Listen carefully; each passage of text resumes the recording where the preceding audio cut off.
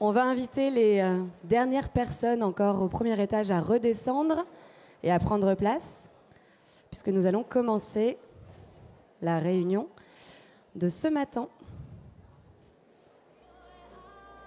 Laura, tu me fais un petit signe quand c'est bon pour toi? C'est bon? Tout le monde est à peu près là? Bonjour à tous. Bonjour à tous, je m'appelle Vanessa et j'ai la chance de pouvoir vous accompagner toute cette matinée puisque je vais effectivement animer les échanges qui vont nous occuper. J'ai été chargée d'une lourde tâche puisque je suis notamment chargée de garder votre attention jusqu'au déjeuner. Je n'ai pas de besoin de résultats, mais je vous en prie, essayez effectivement de pouvoir être attentif à tout ce qui va être dit parce que c'est important, puisque nous avons aujourd'hui la chance de parler d'un salon qui a 115 ans. 115 ans d'excellence, 115 ans de défis relevés ensemble, main dans la main avec vous, exposants. Et donc l'objectif cette année, c'est évidemment pour cette réunion de pouvoir répondre à vos questions et de faire en sorte que le décollage se passe sans encombre cette année encore. Je vais avoir la grande chance d'accueillir à mes côtés le nouveau commissaire général Emmanuel qui va me rejoindre pour faire le discours d'introduction et qui est avec nous, avec Guillaume, non moins nouveau mais tout aussi brillant. Merci messieurs. Merci Vanessa. Écoutez, bienvenue à tous. Ravi d'être avec vous. Je suis Emmanuel Viellard, je suis effectivement le nouveau commissaire général des salons. Je suis directeur général d'un équipementier qui s'appelle l'ICI Aerospace. Et j'ai la chance d'être au GIFAS depuis très longtemps. Donc pour moi, c'est un honneur de prendre la suite de Patrick Daher, que vous avez connu sur, on va dire, presque 3 salons s'il n'y avait pas eu le Covid. Alors, c'est avec un immense plaisir que nous accueillons aujourd'hui afin de préparer ensemble votre participation à ce très beau salon qui s'annonce du Bourget. Avant toute chose, je souhaitais vous rappeler que le Salon de l'aéronautique et de l'espace de Paris, le Bourget, est un événement mondial qui est le plus grand, largement, puisqu'il est 2 fois plus grand que le second. Vous serez près de 2500 exposants, ce qui est énorme. 300 startups, 85 sociétés du top 100 et 70 hectares d'exposition, 300 000 visiteurs. Bref, j'arrête les superlatifs. Vous connaissez à peu près l'étendue et les grands chiffres. Alors, notre objectif en tant qu'organisateur, il est très clair. Il est conforter pour longtemps cette position de leader. C'est donc faire en sorte que votre expérience soit réussie, qu'elle soit optimale avant, pendant et après. Toutes nos équipes sont pleinement mobilisées, vous savez, vous les connaissez, pour faciliter cette expérience et répondre à vos attentes avec efficacité et réactivité. Nous souhaitons également faire perdurer un point important qui est la notion festive de cet événement, qui permet d'attirer tous les talents, positionner ce rendez-vous pour le grand public avec une dimension émotionnelle forte. Nous anticipons cette année une édition particulièrement réussie, succès commercial qui est au rendez-vous, avec la totalité des halls réservés et un record de 333 chalets qui sont aujourd'hui commercialisés. Très forte participation internationale, qui témoigne l'attractivité de notre salon. Nous aurons grand plaisir d'accueillir de nouveaux pavillons tels que l'Inde, l'Ukraine, soulignant la dimension toujours plus globale de cet événement majeur pour notre secteur. Alors, cette édition se déroule toutefois dans un contexte que vous connaissez, international particulièrement complexe, tendu, mais ça n'empêche pas que le salon restera marqué par une présence forte internationale, marqué par la présence forte de nos amis d'outre-Atlantique. Et à ce titre, les aspects sécurité, sûreté prennent une importance particulière.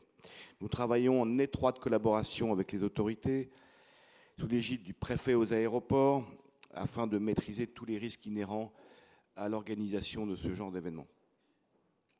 Une vigilance renforcée est portée à la cybersécurité, et toutes les précautions nécessaires seront prises dans ce domaine. Nous sommes également totalement mobilisés sur un point qui va peut-être vous faire sourire, mais sur la fluidité des accès avec les autorités pour apporter des solutions, et notre directeur général reviendra sur ces points. Je vous remercie chaleureusement pour votre présence, pour votre mobilisation et votre confiance. Et je passe sans plus attendre le micro à notre directeur général, Guillaume Bourdeloup, qui entrera dans le détail de tous ces points clés. Merci.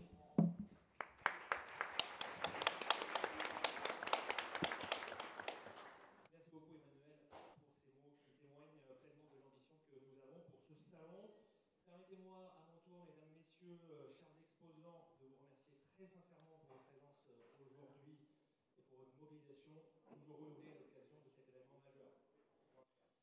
C'est grâce à vous que cette 55e édition du Salon international de l'aéronautique et de l'espace promet déjà d'être assez exceptionnelle. Je suis Guillaume Bourdeloup, j'ai succédé à Gilles Fournier au 1er février 2024 en tant que directeur général du Salon international de l'aéronautique et de l'espace. Je tiens à saisir cette opportunité pour rendre hommage à celles et ceux qui œuvrent en coulisses, pour certains sans discontinuer depuis la clôture du salon précédent, pour rendre cet événement possible. Je parlais bien sûr de l'équipe de la SIAE, que je vais inviter à se lever afin que nous puissions tous les remercier comme il se doit pour leur engagement quotidien au service de votre satisfaction. Si vous voulez bien vous lever, s'il vous plaît, équipe de la SIAE, merci.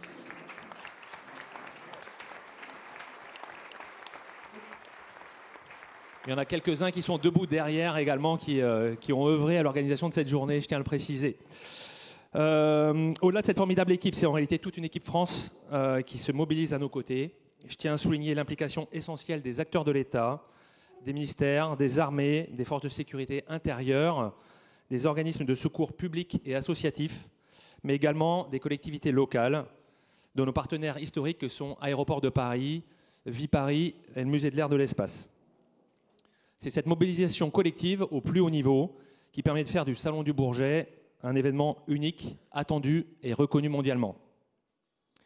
Comme Emmanuel vient de le rappeler à juste titre, la sûreté et la sécurité constituent un enjeu absolument prioritaire. Face à des menaces variées, qu'elles soient physiques ou immatérielles ou numériques, nous avons renforcé notre dispositif de sécurité sous l'autorité directe du préfet aux aéroports et du préfet de police de Paris. Notre but est clair, maîtriser ces risques sans dégrader outre mesure votre expérience en tant qu'exposant et visiteur. Gardez toutefois en mémoire que vous, exposants, êtes les premiers acteurs de cette chaîne sûreté-sécurité. Ça a été un petit peu évoqué par Emmanuel, le sujet de l'accès au salon est et reste, comme chaque année, un défi majeur. Vous le savez, on est situé dans une zone particulièrement dense, aux portes immédiates de Paris, à proximité de l'aéroport Paris-Charles de Gaulle. Et c'est ce qui fait toute l'attractivité du salon, son positionnement stratégique, incomparable, mais qui implique aussi, vous le savez, des contraintes importantes, en particulier en termes de circulation routière. Donc je peux vous assurer que nous sommes pleinement mobilisés avec les autorités préfectorales et les collectivités locales pour limiter au maximum les désagréments liés au flux routier et garantir une fluidité d'accès améliorée par rapport à l'édition 2023. Mais là, un peu à l'image de ce que je vous ai dit pour la sûreté-sécurité, vous êtes également acteur de cette chaîne, donc je vous invite à optimiser le covoiturage dès que possible et à limiter l'emploi des véhicules personnels pour vous rendre au salon dans la mesure du possible. Mesdames, Messieurs, chers exposants, vous le savez, le Salon du Bourget, c'est aujourd'hui 115 ans d'histoire, 115 ans d'innovation, d'échanges, de rencontres et de passion aéronautique et spatiale. Cette 55e édition s'inscrit pleinement dans cette tradition, tout en marquant des priorités nouvelles en réponse aux enjeux actuels de notre industrie. Nous souhaitons tout d'abord affirmer davantage la place du spatial, secteur en plein essor et essentiel dans la conjoncture actuelle, comme en témoigne notamment la création du Paris Space Hub, qui sera une nouveauté emblématique de cette édition 2025. Nous souhaitons également mieux prendre en compte les bouleversements géopolitiques actuels et leur impact sur le domaine de la défense. Enfin, un accent particulier sera mis sur la féminisation de la filière à travers l'opération Femmes de l'aéronautique et du spatial. Women in Aerospace. C'est une opération qui sera évidemment ouverte à l'ensemble des exposants du salon. Sur le sujet de l'innovation et de la décarbonation de la filière, il reste évidemment majeur et il sera abordé pour la 4e édition consécutive, notamment au sein du Paris Air Lab. Enfin, les opérations Avions des métiers, Aéro Recrute et Start Me Up seront reconduites. Nous attachons évidemment une grande importance au fait d'améliorer en permanence votre expérience tout au long du salon. Concrètement, nous allons porter nos efforts sur plusieurs axes. D'abord, comme je l'ai dit plus haut, fluidifier au maximum les accès au site en travaillant étroitement avec les autorités compétentes pour optimiser les transports publics et les flux routiers et favoriser les mobilités douces. Ensuite, simplifier et rationaliser la billetterie et les procédures d'accréditation, notamment grâce à la dématérialisation complète des badges en click and print, pour faciliter vos démarches en amont du salon. Nous nous attachons également à rendre votre parcours au sein même du salon plus intuitif et agréable, en vous proposant un catalogue exposant entièrement digitalisé et interactif, permettant une navigation thématique optimisée. Un soin particulier sera apporté aux rencontres professionnelles en étroite collaboration avec la Direction générale pour l'armement et le GIFAS, afin de garantir la qualité et l'efficacité des échanges entre les délégations internationales et vous, exposants. Pour conclure cette introduction, je souhaiterais partager avec vous 2 axes particulièrement importants pour cette 55e édition, notre stratégie de communication et notre engagement RSE. Tout d'abord, concernant la communication, notre intention est clairement de mieux structurer et simplifier nos messages afin de vous garantir une visibilité optimale sur les activités et les grands enjeux qui seront traités dans le cadre du salon. Nous avons décidé d'organiser notre communication autour de grandes thématiques prioritaires, la défense bien sûr, mais également les drones, les mobilités aériennes durables, le spatial, sans oublier les défis émergents liés à l'intelligence artificielle, le cyber et le quantique. L'idée est de rendre ces sujets plus accessibles, plus lisibles et mieux valorisés auprès de tous nos publics, qu'ils soient professionnels, institutionnels ou grand public. Ensuite, concernant notre engagement en matière de responsabilité sociétale, environnementale, nous avons souhaité franchir un cap important cette année. Pour la première fois, nous réaliserons un bilan complet de nos émissions de gaz à effet de serre, ce qui nous permettra d'avoir une base référence précise pour mieux maîtriser et réduire progressivement l'empreinte carbone de nos futures éditions. Sur un volet essentiel de la RSE, celui de la sécurité au travail, sachez que nous appliquerons une vigilance accrue, en particulier lors des phases critiques de montage et de démontage des infrastructures, mais aussi pendant toute la durée du salon.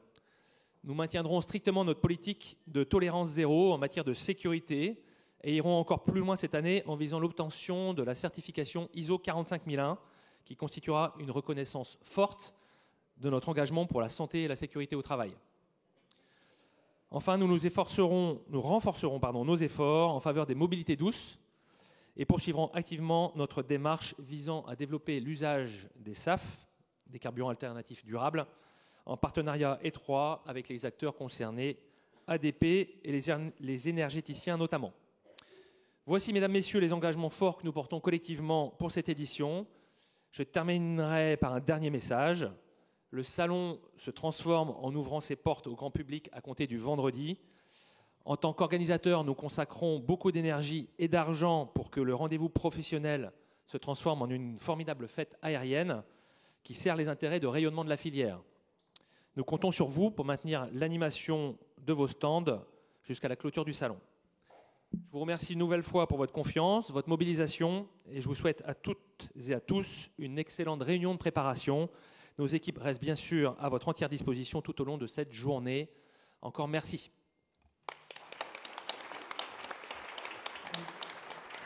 Merci à tous les deux. Merci pour cette intervention, ces interventions qui sont à la fois ancrées dans l'histoire du salon, mais aussi portées vers les enjeux de demain. Merci en particulier à Guillaume d'avoir parlé tellement rapidement qu'il a bien tenu son timing, même si je ne garantis pas que le service de traduction soit ton meilleur ami sur cette matinée. Je vais appeler maintenant à me rejoindre 2 personnes que vous connaissez, en tout cas qui vous ont accompagné tout au long de ces semaines pour que tout se passe bien, pour que vous soyez prêts à temps. Je parle de nos équipes commerciales. Alors je ne sais pas où sont Anne et Lorna qui doivent me rejoindre. Elles sont là. Vous êtes prêtes? Je vais vous donner un petit micro parce que c'est important aussi qu'on mette des visages sur des prénoms. Et donc je vous laisse la parole pour faire un petit mot. Bonjour à toutes et à tous, bienvenue, welcome. Maintenant, après de nombreux mois où on a échangé ensemble, on est ravis de vous retrouver aujourd'hui en personne. C'est maintenant le temps qu'on passe à la concrétisation de tous ces échanges. C'est là on voit de vos projets prendre forme. On sait tous que le Salon du Bourget, c'est un véritable ruche. Et d'ailleurs, c'est pour ça qu'on tient aussi à présenter nos collègues qui travaillent au quotidien avec nous, Marianne et Leila. Donc, si vous pouvez venir nous rejoindre également.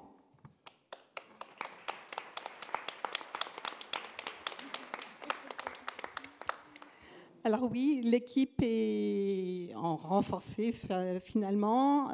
Marianne et Leila, que vous avez souvent en ligne ou par email.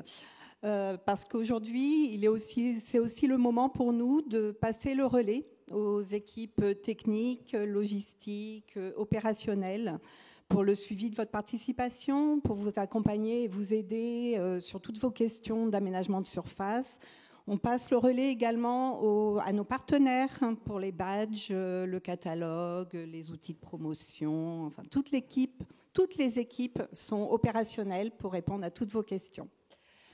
Rassurez-vous cependant, nous restons bien là encore, nous ne vous lâchons pas et nous sommes pleinement disponibles pour répondre également à toutes vos questions, pour régler les derniers petits sujets et lever les moindres doutes de dernière minute. Nous vous remercions pour votre confiance et vous souhaitons déjà une bonne journée, une bonne préparation et d'ores et déjà un très bon salon en 2025. Merci beaucoup. Merci à vous quatre.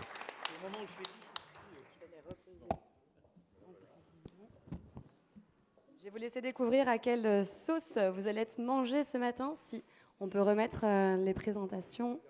Merci beaucoup. Je vous laisse découvrir le programme de cette matinée.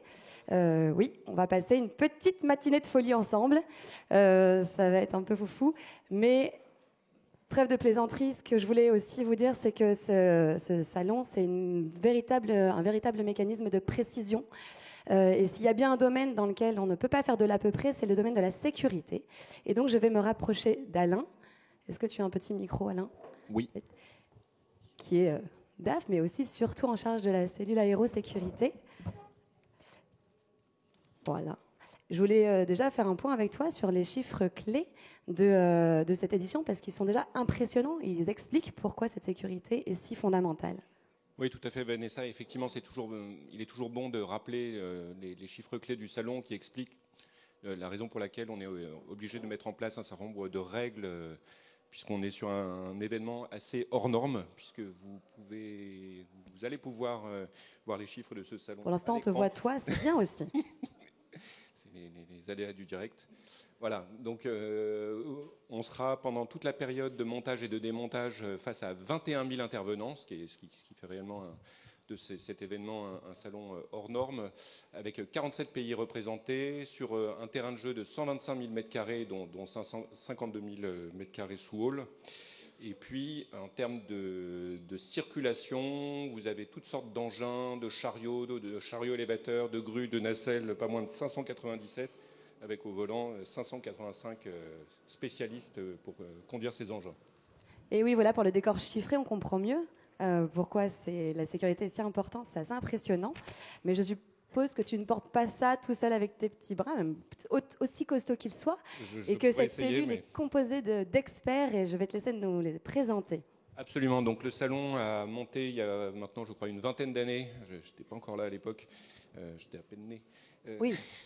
Une cellule aérosécurité, donc composée d'experts de tous les domaines de sécurité, de prévention des risques au sein du salon. Est-ce que tu veux vous présenter déjà votre mission ?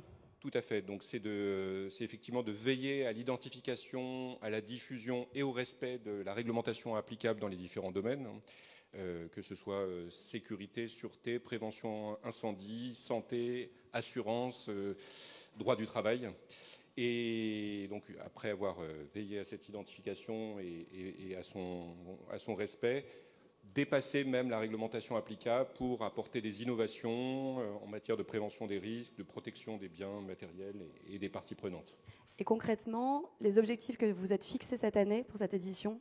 Alors, les objectifs, c'est toujours de préserver et d'augmenter toujours plus l'image de qualité exemplaire de ce salon, assurer une rapidité des opérations sans risques inutiles, respecter toutes les règles applicables en matière de droit du travail, notamment le respect du temps de travail, tout ce qui est réglementation sur la santé et la sécurité au travail, mais aussi promouvoir la solidarité entre les intervenants et pour ce faire une politique de tolérance zéro face aux manquements, aux réglementations internes et externes.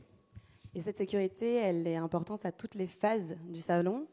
Est-ce que tu peux nous présenter trois phases? Vous avez évidemment trois grandes phases, qui est d'abord en amont, avant même le début du montage, la préparation de la documentation. Donc on prépare un guide technique, ce qu'on appelle, c'est un peu un terme barbare, le PGC-SPS, Plan général de coordination, sécurité, protection de la santé.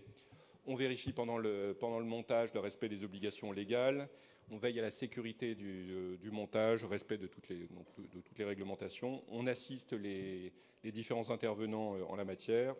Et on prépare la visite de la commission de sécurité qui, cette année, se tiendra le samedi 14 juin. Pendant la phase d'exploitation du salon, donc on veille toujours au respect de la réglementation et en particulier à la sécurité incendie, à la sécurité des personnes. Et enfin, pendant le démontage, alors d'abord, il y a une réunion pour les intervenants, les prestataires, une réunion de préparation au démontage qui se passe juste avant l'ouverture du salon le 12 juin. Et ensuite, le démontage proprement dit, qui commence le lendemain du salon, évidemment, le 23 juin, qui se termine pour les halls le 27 juin et le 11 juillet pour le statique. Et donc, on veille là aussi à la sécurité des opérations pendant ce démontage. De A à Z, accompagné par des équipes composées par...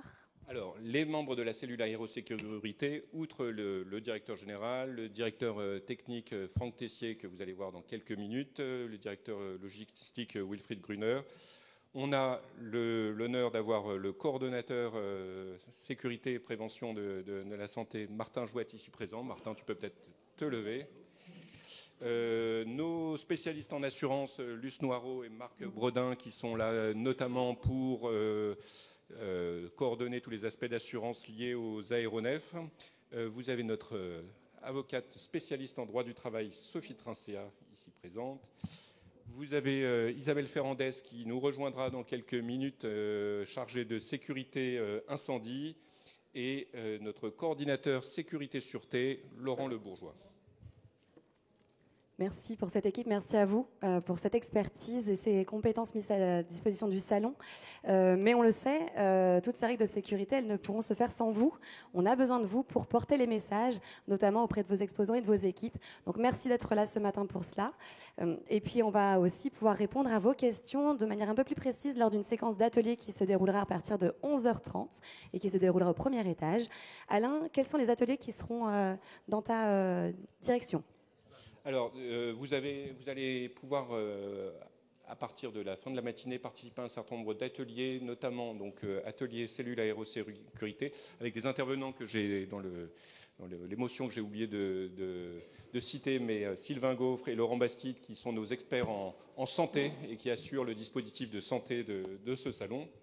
Mais j'essaie de faire des signes désespérés, mais ça ne marche pas. Si on peut remettre les slides pour aider Alain à appuyer son propos, ça serait chouette. Merci beaucoup. Et donc, parmi les ateliers, donc cellule aérosécurité, où vous retrouverez le coordonnateur Martin Jouette, dont on a parlé, avec lequel vous pourrez discuter des différentes règles applicables, notamment pour le montage, qu'il vous revient de faire respecter par vos prestataires, bien évidemment, même si vous ne participez pas vous-même au montage. Vous avez des sous-traitants, des prestataires qui doivent respecter ces règles. Donc les règles, vous les connaissez, mais il est toujours bon de les rappeler. Porter les EPI, les équipements de protection individuelle, adapter le matériel de montage, gérer les déchets. On a un focus toujours plus important sur ce sujet de gestion des déchets. Bien sûr, ne pas fumer, capter les poussières lorsque on scie ou on perce les matériaux, et toujours des allées de circulation impeccables pour faciliter la circulation et éviter tout accident. Vous pourrez aussi rencontrer lors de ça, oui, alors évidemment ce slogan qu'on pourrait résumer par Safety begins with you, think safe, act safe, be safe. Et donc sur les questions de prévention et de sécurité incendie, donc notre chargée de sécurité Isabelle a un rôle administratif d'abord auprès de nous pour monter le dossier de la commission de sécurité, toute la documentation en amont pour que le salon soit autorisé tout simplement. Il y a un avis également qui est donné sur chaque projet exposant et il y a une assistance et un conseil auprès de l'organisateur et des prestataires pour vérifier sur le terrain le respect de l'application des règles définies et donc participer à la visite de la commission de sécurité. Et toutes ces règles sont rappelées dans le guide technique, il me semble. Absolument. Donc les points d'attention en termes de prévention de sécurité incendie, donc c'est ce sur quoi se focalise la commission de sécurité, donc qui passe 2 jours avant l'ouverture du salon. C'est l'isolement des locaux à risque, tout ce qui est cuisine, locaux techniques, enfin tout ce qui peut présenter un risque d'incendie ou quelle que soit son origine. Des dégagements suffisants dans les chalets et les pavillons pour permettre une correcte évacuation en cas d'incident, des systèmes d'alarme et d'éclairage de sécurité présents, des moyens de secours présents dans chacun des locaux, donc notamment des extincteurs, vérification des structures et des installations électriques par un bureau de contrôle français, donc obligatoire. Et enfin, il y a une vérification qui est faite des installations accrochées aux élingues, essentiellement dans les halls et dans les différentes structures. Avec Sophie. On passe à l'atelier de Sophie. Oui, tout à fait. En matière de droit du travail, il y a un focus sur le respect des obligations déclaratives, notamment pour les détachements de travailleurs par des prestataires d'autres pays. Donc il y a une obligation déclarative avec une procédure CIPSI que vous connaissez peut-être déjà, mais sur laquelle Sophie Trinçat pourra vous renseigner lors de l'atelier.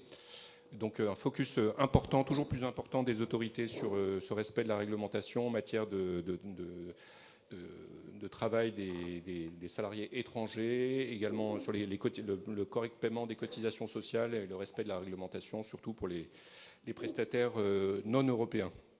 Et puis, voilà, il faut toujours avoir à l'esprit que même si vous sous-traitez, vous restez responsable et vous pouvez être mis en cause en cas de problème. Donc il est important de veiller à ce que chacun des sous-traitants respecte pleinement la réglementation. Les autres points particuliers à surveiller avec Dr Sylvain Gaufre. Absolument. Tu veux mon truc? Je fais son anti-sèche.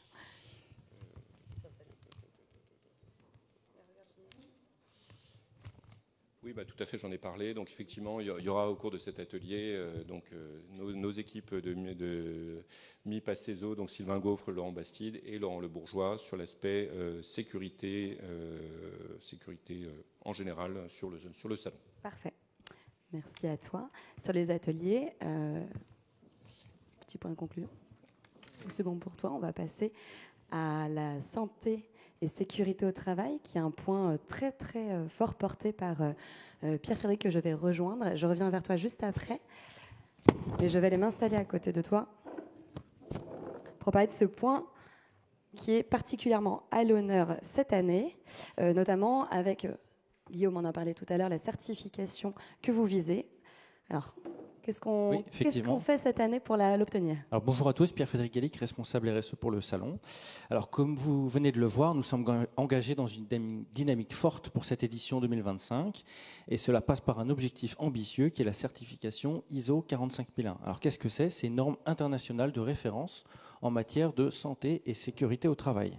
Alors, ce qu'on souhaite, c'est pas simplement avoir un logo ou un tampon qualité. On a un changement de posture, un cap que nous nous fixons. Alors, cette ambition, elle repose sur 4 piliers que vous voyez affichés. Tout d'abord, c'est renforcer la prévision des accidents sur l'ensemble du site pendant le montage, l'exploitation et le démontage. Donc, concrètement, ça veut dire que nous développons actuellement des nouveaux outils pour mieux gérer les risques et nous permettre d'avoir un meilleur suivi de tous les accidents et de tous les incidents. Ensuite, le deuxième pilier, c'est améliorer les conditions de travail pour tous les intervenants, donc toutes les personnes qui entrent sur le périmètre du salon. Alors, parce qu'un salon plus sûr, c'est aussi un salon où on travaille mieux. On a développé des zones de repos adaptées, de la restauration plus accessible pour vos prestataires, des meilleures conditions sur les masses vie, et c'est cette qualité au travail que nous continuons à renforcer. Le troisième pilier, c'est aller toujours plus loin que les obligations et les exigences légales. Nous voulons élever notre niveau d'exigence et continuer d'impulser une dynamique positive pour la filière événementielle. Et enfin, le dernier point, c'est nous inscrire dans une démarche d'amélioration continue édition après édition, parce que la norme ISO 45001 ne se contente pas de nous poser un cadre, elle nous force à toujours nous améliorer, à faire évoluer nos pratiques. Et donc chaque retour d'expérience, chaque incident, chaque signalement est pris en compte pour améliorer nos pratiques. Mais cette obligation, on ne peut pas la porter seule, nous avons besoin de vous, parce que la sécurité, ça ne se délègue pas. Soyez vigilants et assurez-vous que vous-même et vos prestataires respectez bien les consignes de sécurité. Toujours ce point, effectivement, de diffusion auprès des prestataires via vous. On le rappelle jamais assez. Merci beaucoup. Je reviendrai vers toi tout à l'heure sur la démarche globale RSE, mais on le voit, il y a beaucoup de moyens qui sont mis en œuvre pour obtenir cette certification. Donc, merci à vous aussi de les porter. Et je vais me rapprocher, si je peux, parce qu'on m'a mis des obstacles sur ma route. Mais je resterai avec vous quand même. Maître Guylain de Bazy qui vient nous parler d'un sujet essentiel et qui va en parler avec passion, m'a-t-il dit. J'attends ça avec impatience. Que sont les biens à double usage? Yes, good morning, thank you very much. So I've been given 5 minutes to talk about a technical subject, a legal subject, which is dual-use regulation applicable in France. So I speak in English because as you know, these subjects mainly concern foreign exhibitors. So what is it about and what are dual-use items? Dual-use items are goods and technologies that can be used for both civil and military purposes. They are designed for civil use, but can also be used as a weapon or for military purposes. For this reason, they are strategic and they are closely monitored by the authorities. They can be anything from drones to chemical, nuclear, or technical or telecom technologies. Of course, and as you know, many goods in relations with the aircraft and space industries are likely to qualify as dual-use items. Basically, you will need a license granted by the French authorities if you introduce dual-use items into France for the show and want to ship it back out of France after the show. I insist on the fact that such export control rules fully apply to both exports and intra-EU shipments after the show, even if the goods or technologies enter the French territories for the Paris Air Show only, and even if these goods are under a temporary admission regime from a customs standpoint. This regulation is enforced by the French customs, and the risk is that the customs authorities block the goods at the end of the show. Your company can also incur quite significant penalties. And the Paris Air Show really wants to avoid you having to unblock goods and incur costs and difficulties. So let's see how to avoid that and what is the process we implemented. There are two different steps. The license first and the analysis of the goods you will bring on the show. As regards the license, the Paris Air Show is going to set up a general license with the French authorities. It means that if you bring a dual-use item on the show, you won't have to ask for any license by yourselves. We fully manage this for you. As regards the analysis of the goods you bring on the show, this is the critical step. This is the critical step because it determines whether a good is subject to controls and needs to be covered by the license with specific customs formalities when shipped out of France. Unfortunately, there is no automatic system to classify goods in the dual-use nomenclature, and the Paris Air Show cannot perform this analysis because it requires precise data and the technical specification about the goods and the technology. For this reason, this will be your responsibility, but we will provide assistance in 2 ways. First, we are going to provide you with a step-by-step guideline, including a decision grid and the list of goods and technology to go through to help you check if the goods you bring qualify as dual-use items. You will need to pay particular attention to Section 7 and 9 of the dual-use nomenclature. Section 7 is for navigation and avionics, and Section 9 about aerospace and propulsion.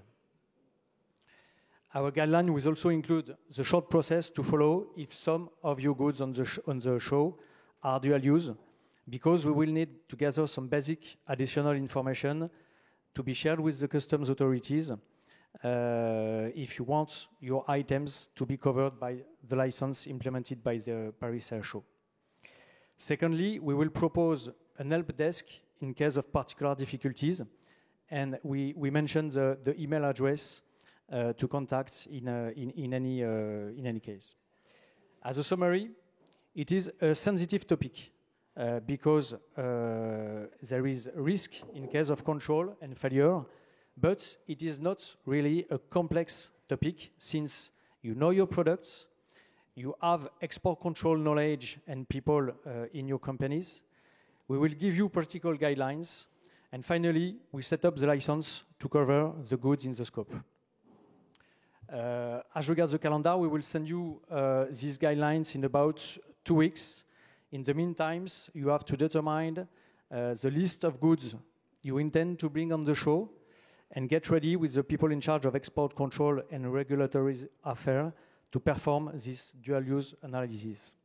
I hope it's clear enough at this stage. Thank you very much.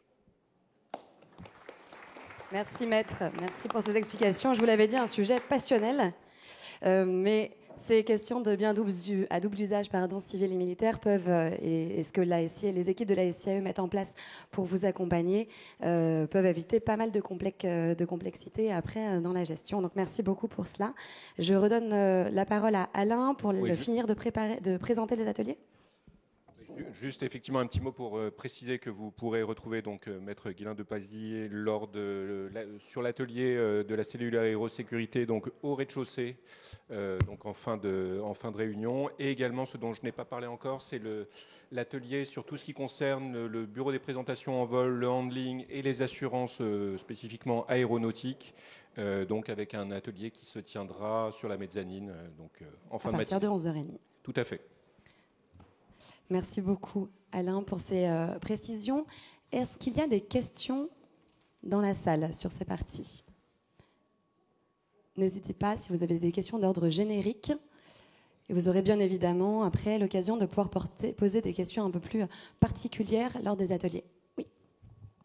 Alors, je crois qu'il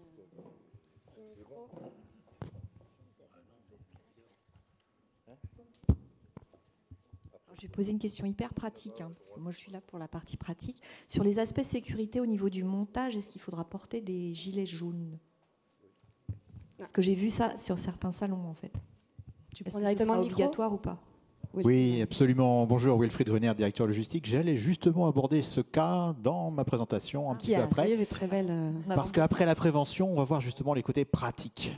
Donc voilà, je l'aborde, mais je réponds d'ores et déjà oui. Alors, je ne veux plus prendre de questions parce que ça me fait une formidable transition. Donc, ce sera parfait. Est-ce que vous avez d'autres questions? Générique. Non, je plaisantais, vous avez le droit de poser des questions. Bon, on va vraiment passer du coup à Wilfried. C'est un peu ton moment. Donc, Wilfried, directeur logistique du salon. Bon, je me rapproche de toi parce que c'est un format qui se veut cabaret. Alors, c'est beaucoup moins sexy que vous pensez, mais c'est assez sympa aussi, ça me permet d'échanger avec toi. Donc Wilfried, tu portes cette mission centrale pour le salon qui est la logistique, qui dans toute sa complexité doit cependant permettre de la fluidité pour notamment nos exposants.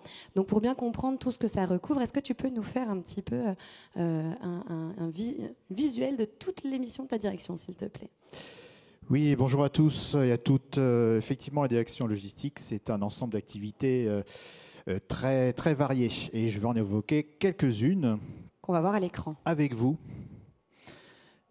Alors, curieusement, on a parlé sécurité en introduction, on a parlé sécurité avec Alain à l'instant, et on va encore parler sécurité, surprise, mais cette fois-ci, une sécurité opérationnelle, pratique, justement. C'est un des sujets phares de la direction logistique. Et à ce titre, nous déployons un effectif humain et logistique important pour assurer cette sécurité et le bon déroulement du salon. Ainsi, à titre d'exemple, on peut citer plus de 700 agents de sécurité au plus fort de la tempête, et des secours aussi, sans oublier 150 agents dédiés à la circulation. Bien entendu, comme cela a été déjà dit, la sécurité, c'est aussi votre affaire. C'est aussi chacun de vous. Vous êtes les premiers acteurs de votre propre sécurité. Que ce soit donc le montage, en portant un équipement de protection individuelle, pendant le salon, pour être vigilant, ou lors du démontage, si vous y assistez. On abordera aussi un point clé, en deuxième point ici, l'accréditation et les badges. Il y a une petite évolution à anticiper. On abordera aussi la question des navettes et de circulation, qui sont essentielles pour le cheminement vers et depuis le salon. Il est à noter que ces trois premiers points, sécurité, accréditation, navettes, sont des sujets sur lesquels nous collaborons étroitement avec les préfectures. L'État est très impliqué. Au total, plus de 30 services de l'État sont impliqués, mobilisant environ 1200, 1500 même fonctionnaires, sans oublier les aspects aéroportuaires et aériens, car il ne vous a pas échappé qu'on est proche d'un aéroport, on est collé à un aéroport, c'est un atout, mais il y a aussi quelques contraintes. La logistique du salon comprend également quelques services spécialisés qu'on va aborder, golf-car, tractage aéronef, pool manutention. C'est cette interface constante entre les exposants, prestataires, les autorités, les visiteurs qui permet, dans l'ombre, que tout se passe de manière fluide. Alors, quelques points Tu me fais mes transitions. sur la sûreté. Non, mais d'accord. je t'en prie. Non, je t'en prie. Non, je t'en prie. Prends un petit café. Alors, donc effectivement, là, on a vu l'importance effectivement de travailler en coordination fine entre les acteurs publics et les acteurs privés et de mobiliser ainsi des moyens exceptionnels sur ce salon. Mais une autre dimension est absolument centrale, c'est la sûreté. La sûreté dans un contexte en plus international un peu sensible. Vous appliquez un décret qui s'appelle le décret grand événement. Quelles sont les mesures concrètes qu'on met en place du coup en amont et pendant le salon ? Alors en effet, sur le modèle des Jeux Olympiques, la préfecture nous demande cette année une procédure d'enquête administrative préalable. C'est la principale conséquence à votre niveau du décret grand événement. Car cette année, ce ne sont pas que les prestataires qui subiront cette enquête, c'est également vous-même et vos collègues. C'est la nouveauté. Ce décret aussi il permet plus de sécurité, notamment il permet à l'État de pouvoir déployer des moyens exceptionnels, notamment des effectifs armés pour assurer la protection de nos portes, ou encore un dispositif anti-drone qui a servi de modèle aux Jeux Olympiques en 2023, ou encore le déploiement d'une base militaire projetée de 500 soldats pour la défense aérienne du site, et notamment donc la lutte anti-drone. De plus en plus de pays mettent en place ce type d'enquête administrative. Récemment, la Grande-Bretagne, si je ne dis pas de bêtises, et depuis longtemps les États-Unis. Ce sera néanmoins beaucoup plus simple qu'un formulaire ESTA et totalement gratuit, naturellement. On le verra donc juste dans la diapositive suivante. La sûreté, contre l'intention de nuire, c'est aussi des mesures renforcées, et ce, dès la préouverture, dès le 15 juin. Vous le voyez à l'écran avec des dispositifs anti-béliers, également de la palpation, des visites de véhicules, et puis un service qui est le centre de commandement et de contrôle. Ce service, c'est aussi le vôtre. C'est une véritable tour de contrôle pour la sûreté et la sécurité du salon, qui supervise la vidéoprotection. On a plus de 200 caméras, les secours, les pompiers, la circulation, etc. Et donc, c'est donc un point de contact important pour vous en cas de besoin ou d'alerte. Effectivement, alors maintenant qu'on sait qu'on a des militaires, des drones anti-drones, des barrières anti-béliers, un centre de commandement digne d'un film d'action, on va revenir à plus commun. Qu'est-ce qu'on fait si on tombe dans les pommes, on se tord la cheville et on confond son pouce avec un clou ? Ça n'arrive jamais, ça, Vanessa. Néanmoins, vous allez voir sur cette carte les postes de secours que nous déployons pour le site. Alors cette carte est intéressante parce que vous voyez sur le site les trois cœurs du salon. Ce que j'appelle les 3 cœurs, c'est la ligne des chalets, les halls et le statique qui va accueillir des avions, mais aussi des bâtiments. C'est dans cette zone que le badge sera vraiment obligatoire, que vous allez avoir les procédures les plus importantes de sécurité. On peut voir aussi l'extension grand public, 3 derniers jours, tout au nord du salon. Donc les postes de secours sont les suivants. En période professionnelle, vous en avez 3, dont un qui est ouvert dès le montage, c'est le poste de secours numéro 1.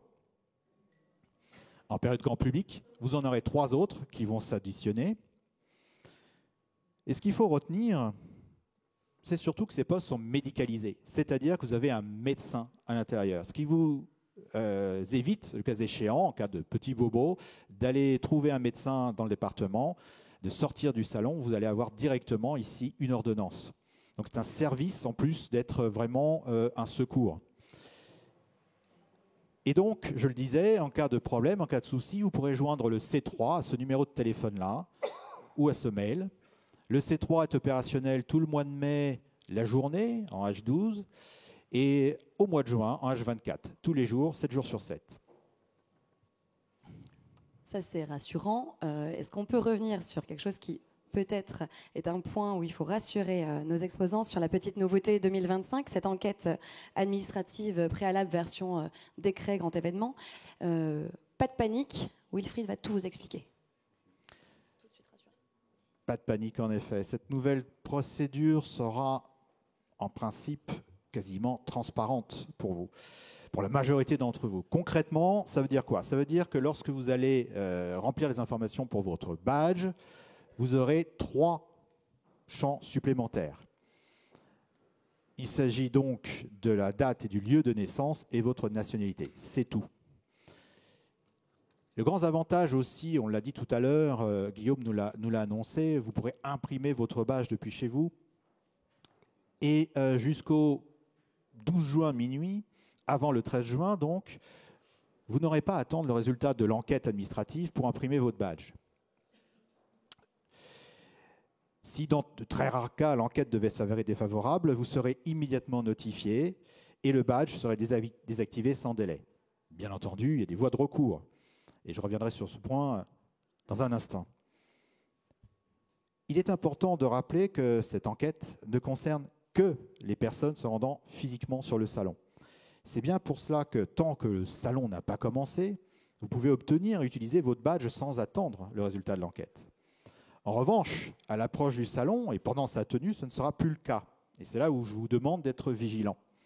Il y aura un délai de traitement avant l'impression du badge. Donc sur la ligne du haut, en fait, n'attendez pas l'enquête, vous imprimez directement et vous pouvez vous rendre sur site. On vous signalera après si c'est bon ou si c'est pas bon.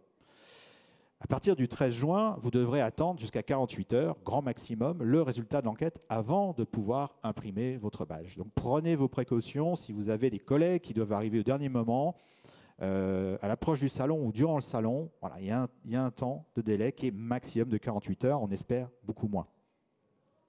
C'est important de l'avoir en tête. Oui, et à noter enfin que ce protocole existe depuis longtemps pour vos prestataires et les nôtres. Pardon. Une petite précision importante, c'est que pour toutes les demandes sur la première ligne effectuées avant le 13 juin, donc, si l'enquête ne donne rien, ce que l'on vous souhaite, vous recevrez également un email de confirmation vous indiquant que l'enquête donc est clôturée et qui validera donc définitivement votre badge. Vous n'aurez pas à vous balader avec une épée de Damoclès au-dessus de la tête, en attendant de savoir si c'est bon ou si c'est pas bon. Oui, je voulais juste faire un petit point sur les possibilités de recours.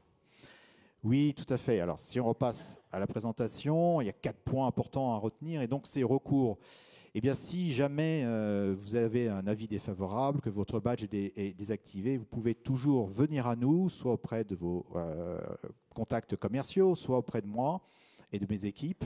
Et nous irons voir ensemble la préfecture pour essayer de trouver une solution. Si le cas ne s'avère pas trop grave, je pense qu'il y aura moyen de s'entendre. Sur les autres points clés, donc, on l'a dit, les badges piétons et véhicules sont imprimables à domicile, à l'exception du badge véhicule montage, qui est un peu particulier. L'immatriculation, notez-le, est obligatoire, parce que justement ces badges sont imprimables. Alors vous allez me dire, oui, mais moi je loue un véhicule, je n'ai pas l'immatriculation. Rappelez-vous que ce badge est imprimable jusqu'au dernier moment. Donc, quelques heures avant de venir sur le salon, vous pouvez l'imprimer de chez vous avec l'immatriculation de votre voiture de location et vous pourrez rentrer sans problème. Vous n'aurez pas à aller chercher un badge comme c'était le cas précédemment, ou il ne sera pas envoyé par courrier comme c'était le cas précédemment. Et j'insiste sur un point vraiment, c'est l'impression en couleur. Votre badge doit être imprimé en couleur, en particulier le badge véhicule. Est-ce que tu peux nous faire un petit focus sur le badge piéton, qui est un peu le sésame pour rentrer sur le salon, qui est un visuel qui a un peu évolué pour normalement plus de simplicité et de confort pour vous? Oui, effectivement, dans les études qui ont été menées, notamment par PwC, qui est un grand prestataire qui a travaillé sur l'accréditation des Jeux Olympiques, nous avons travaillé sur nos badges pour le rendre plus lisible et plus simple à contrôler. Alors notez que, bien sûr, ce badge a une photo, tous. Et la grande nouveauté, c'est les périodes qui sont affichées ainsi. Donc orange, ça veut dire que vous avez le droit de venir pour le montage, et bleu, pendant le salon. Les horaires aussi sont inscrits. Et vous avez enfin les portes qui sont mentionnées. À noter que pour le badge un jour, exposant un jour, et bien évidemment, comme vous le voyez, la période montage disparaît et vous n'avez plus que la période salon. Aussi, question qu'on pose souvent, le badge est imprimable chez soi, oui, mais les tours de cou, Vanessa. Et oui, mais les tours de cou, exactement. Et les porte-badges rigides, où sont-ils? Ils seront diffusés à profusion dans nos entrées, ne vous inquiétez pas, vous aurez tout ce qu'il vous faut à l'approche du salon, dès l'entrée. Est-ce qu'on en vient au moment clé, celui dans lequel on va bientôt rentrer, celui du montage? Est-ce que tu peux nous donner un petit peu un rappel des bonnes pratiques, les pratiques essentielles pour cette phase? Oui, alors on parlait pratique justement avec madame à l'instant, donc après avoir évoqué la prévention, la sécurité, donc c'est aussi au travail et plus particulièrement sur le chantier. Donc on rappelle rapidement les horaires du chantier. Évidemment, les visiteurs ne sont pas invités sur le chantier, mais vous, en tant qu'exposant, vous aurez l'occasion, la possibilité de le venir avec votre badge permanent. Bien entendu, il faudra porter, c'est un chantier, il y a des dangers, et donc il faut porter vos équipements de protection individuelle, qui consiste en quoi? Chasuble haute visibilité. Alors, si il y a le nom de votre société, c'est encore mieux au dos. Sinon, prenez celui de votre voiture éventuellement. Et plus difficile à trouver, les chaussures de sécurité. Ça, c'est vraiment important. Une semaine avant le salon, il y a beaucoup de monde. Des pilotes, des exposants, beaucoup. Et donc, on a moins d'ouvriers, donc on ne vous demandera pas aux portes d'entrée les EPI. Par contre, si votre stand est toujours en chantier, bien sûr, sur ce stand, sur votre chantier, vous serez obligé de les porter. Mais on ne le demandera pas donc à partir du 9 juin aux portes. Un petit rappel, les véhicules de tourisme particuliers, privés ne sont pas autorisés sur le site. Néanmoins, vous pouvez vous en approcher grandement puisqu'il y aura un accès simple, sans badge, porte L. Vous pourrez vous garer à proximité de la porte L4 et entrer ensuite à pied.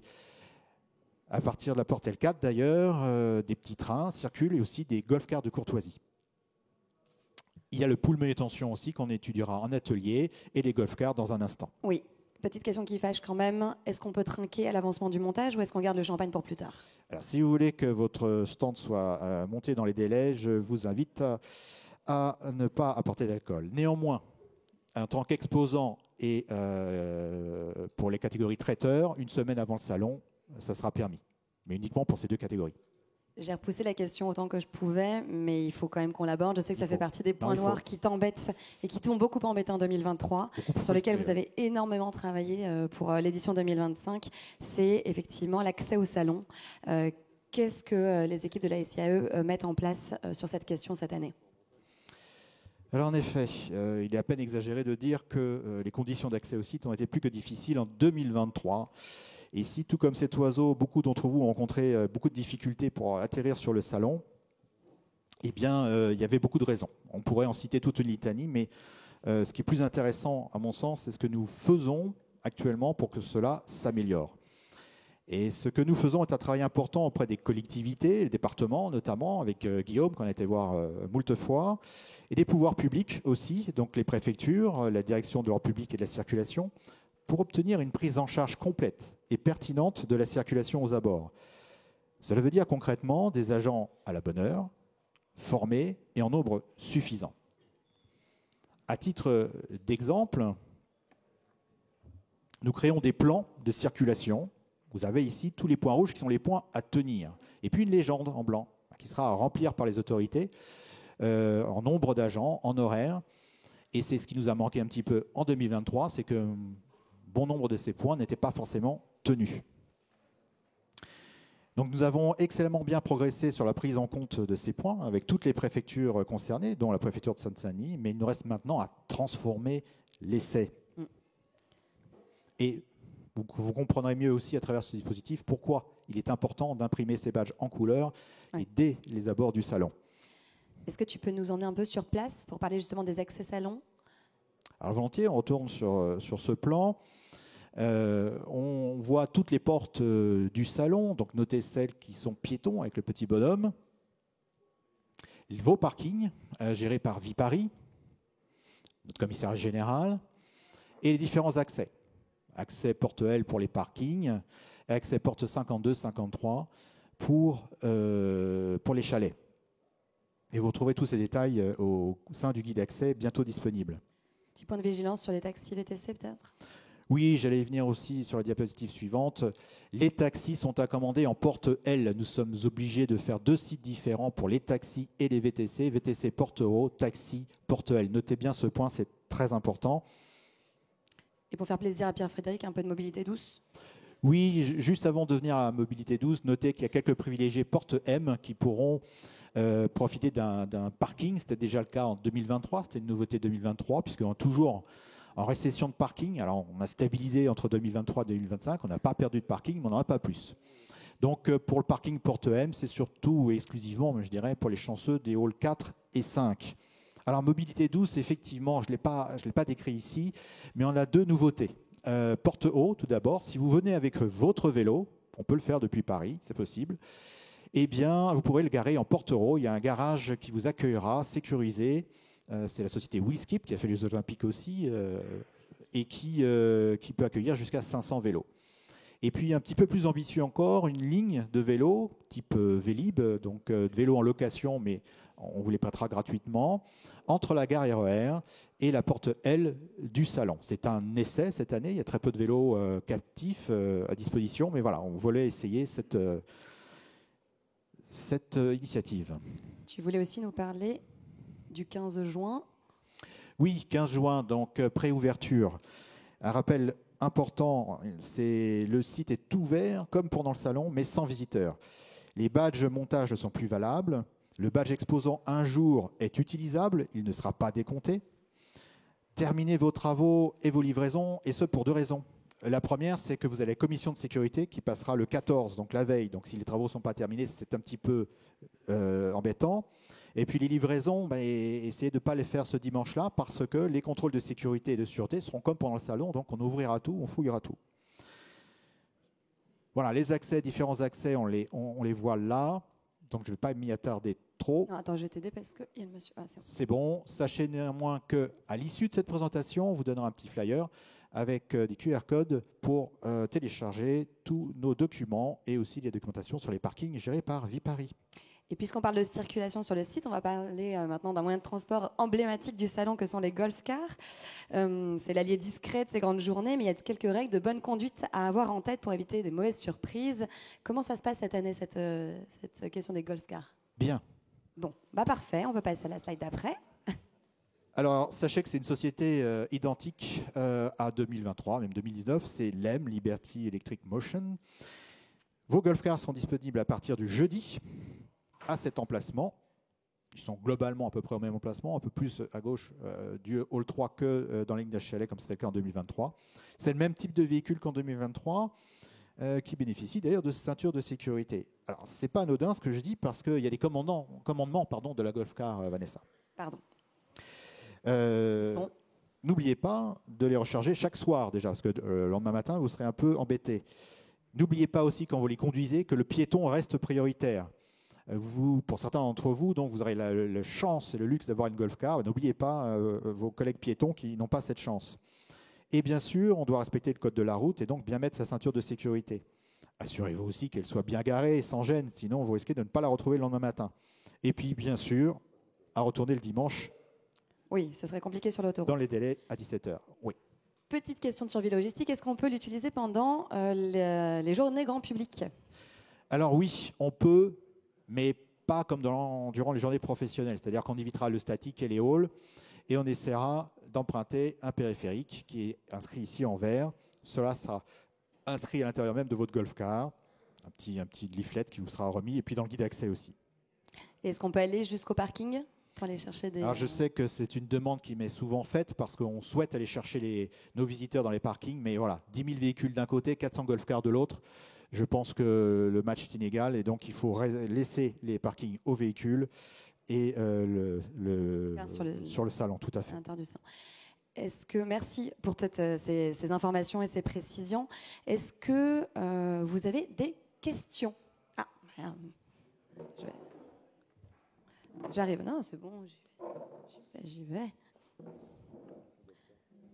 Merci. Alors, on a parlé du dimanche avant le salon, mais j'ai un souvenir aussi du premier jour, donc je crois le lundi 16 juin pour cette année, où le matin, il y a beaucoup de choses qui sont particulières avec l'inauguration. Donc, sera-t-il possible de partager avec les exposants des informations précises sur les horaires jusqu'auxquels on pourra circuler, parce qu'il y a vraiment des éléments du parking qui sont complètement bloqués et qui rendent l'accès au chalet notamment et au stationnement particulièrement difficile. Merci pour votre question. Alors effectivement, si vous étiez là donc en 2023, vous avez vu aussi peut-être que la veille, nous avions eu une tempête. Un orage violent. Et cet orage, malheureusement, a mis hors service le parking Viparis, donc toutes les bornes de contrôle. Donc il nous a fallu un peu de temps, plus les ennuis de circulation que j'ai évoqués, mais il a fallu donc un peu de temps pour tout remettre en ordre. On va croiser les doigts pour qu'il n'y ait plus d'orage. On va faire tout notre nécessaire pour que la fluidité aux abords soit minimale, mais pas bloquée, en tout cas, voilà, que vous retrouviez une certaine fluidité. Donc je ne peux pas vous promettre la fluidité des grands soirs du mois d'août à Paris, mais on va tout faire en tout cas pour que ce ne soit plus le cas. Vous êtes fort nombreux, ça a été dit, c'est très enclavé. On fait notre maximum et en plus on a eu des faits qui nous ont mis un petit peu dans la misère. Les horaires que vous citez sont toujours les mêmes, c'est-à-dire qu'à partir de 6h30, vous avez le droit de rentrer, mais on ouvre bien évidemment à 6h pour vous permettre d'arriver avant. Et on va travailler tous ces points, je vous le dis, avec la police et la préfecture, et puis Viparis, bien entendu. Enfin, une direction logistique qui ne peut pas gérer les orages. Bon. Bref. Oui, je sais. Pas grave. J'essaie de m'améliorer d'année en année. Quand même. Est-ce qu'il y a d'autres questions? Oui. Bonjour, merci. Deux questions par rapport à la sécurité au niveau des vestes jaunes. Vous avez parlé des chaussures de sécurité, vous avez parlé de les garder jusqu'au 9 juin. Dans les années précédentes, c'est souvent jusqu'au samedi, jusqu'au 14. Oui, tout à fait. Eh bien, on a avancé un petit peu la date de façon à donner plus de confort aussi. On a constaté qu'il y avait beaucoup de pilotes, notamment, qui arrivent à partir du 10 et du 11, qui, eux, n'ont pas de chaussures de sécurité, évidemment. Donc, cette mixité fait que aux accès, on ne vous les exigera plus, ce port de pays. En revanche, je rappelle que si vous avez encore un chantier, là, vous serez obligé de les porter. On sera vigilant à ce que vous les portiez. Mais aux accès, on ne les demandera plus. Parfait. Et alors, au niveau du badge, par rapport à l'enquête, vous parlez de la citoyenneté. C'est la citoyenneté pour les personnes qui ont la double nationalité. C'est la citoyenneté de résidence ou la citoyenneté autre? C'est une très bonne question. Écoutez, je vais m'enseigner auprès de la préfecture et je reviendrai vers vous. Mais je pense que sur l'interface, déjà, tout est repris et expliqué. Et ce point méritera d'être explicité s'il n'est pas déjà. Okay. Merci. Je vous en prie. Merci beaucoup. Est-ce que vous avez d'autres questions sur ces points logistiques? Oui.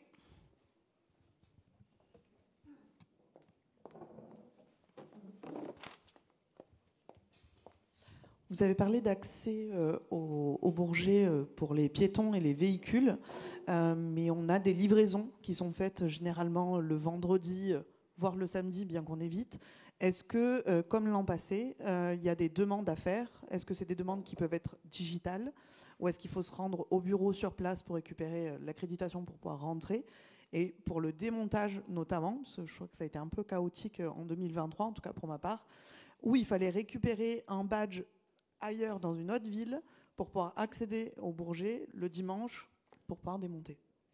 Alors effectivement, merci pour votre question. Alors sur le vendredi et le samedi, c'est un jour de montage encore normal comme les autres.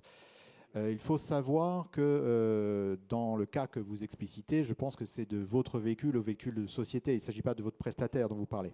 Hein, voilà, il faut bien différencier les deux. Alors les prestataires, théoriquement, il n'y a pas de souci le vendredi et le samedi, je dis bien théoriquement, c'est-à-dire que ils ont, s'ils ont amené du matériel, à passer par le pool manutention déjà, donc à choisir entre ESI et Clamagérant en ce qui vous concerne. Donc ils sont déjà, d'ailleurs présents aujourd'hui. Et donc en passant par eux, l'accréditation se fait aussi naturellement à l'accueil prestataire. Effectivement, pour les véhicules, il n'y a pas possibilité d'imprimer en avance les badges parce qu'on doit vérifier que le véhicule que vous amenez correspond à la catégorie que vous avez déclarée, c'est-à-dire poids lourd, 3,5 tonnes ou véhicules particuliers, qui, je le rappelle, sont interdits. Si toutefois, c'était, et ça vous arrive, vous exposant, d'arriver avec votre propre véhicule au dernier moment parce que vous avez une imprimante, des cartons à apporter, c'est toujours possible. Mais vous devez faire un stop and go à l'accueil prestataire de façon à demander une autorisation temporaire d'apporter directement sur votre stand ce petit matériel. Et quant au démontage, effectivement, eh bien, on doit le faire étape par étape, step by step, parce qu'effectivement, nous avons des avions à faire évacuer. Donc, on ne peut pas lâcher les fauves le dimanche soir, comme c'est le cas sur beaucoup de salons.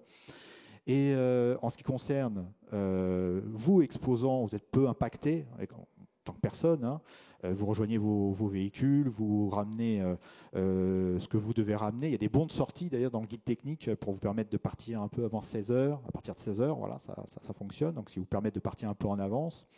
Quant aux prestataires, en effet, comme ça a été dit, le montage, normalement, c'est que le lendemain. Mais le dimanche soir, on permet à certains matériels sensibles, je pense à l'art de la table, la vidéo, la décoration florale, de venir chercher leur matériel. Mais pour ça, on doit demander une autorisation spéciale, un badge spécial à l'accueil prestataire, qui s'appelle donc Nuit du démontage, ce badge. Et effectivement, pour les poids lourds, on met une rétention dans une autre ville, comme vous dites, à Villepinte. Parce que ce dimanche soir, vous êtes fort nombreux à vouloir quitter le site et beaucoup de visiteurs. Hein, je rappelle qu'on accueille jusqu'à 100 000 personnes, pas loin, tout flux confondu. Donc, vous sortez tous en même temps, ce qui est normal. Et de l'autre côté, il y a des camions qui arrivent. Comprenez le dilemme. Donc, effectivement, il y a un point de rétention à Villepinte. Et vous avez fait la demande à l'accueil prestataire et votre badge, vous irez le chercher à Villepinte et vous redescendrez de manière cadencée sur le site. Merci. Voilà. Oui. Mais je vous donnerai plus de détails dans l'atelier si vous. Vous nous l'avez lancé, du coup on n'arrive plus à l'arrêter maintenant. Oui, c'est mon problème, je suis passionné. Ce que je vous propose, c'est que pour les prochaines questions, on vous les gardiez et vous puissiez les poser lors des ateliers qui se dérouleront donc à partir de 11h30. Alors on a pris un tout petit peu de retard, donc ce sera certainement 11h40. Mais si vous voulez une pause, on va s'arrêter là. Je vous propose de faire une petite pause café et de revenir nous rejoindre vers 11h-5 dans cet espace pour pouvoir faire la fin de notre réunion. Merci beaucoup pour votre attention.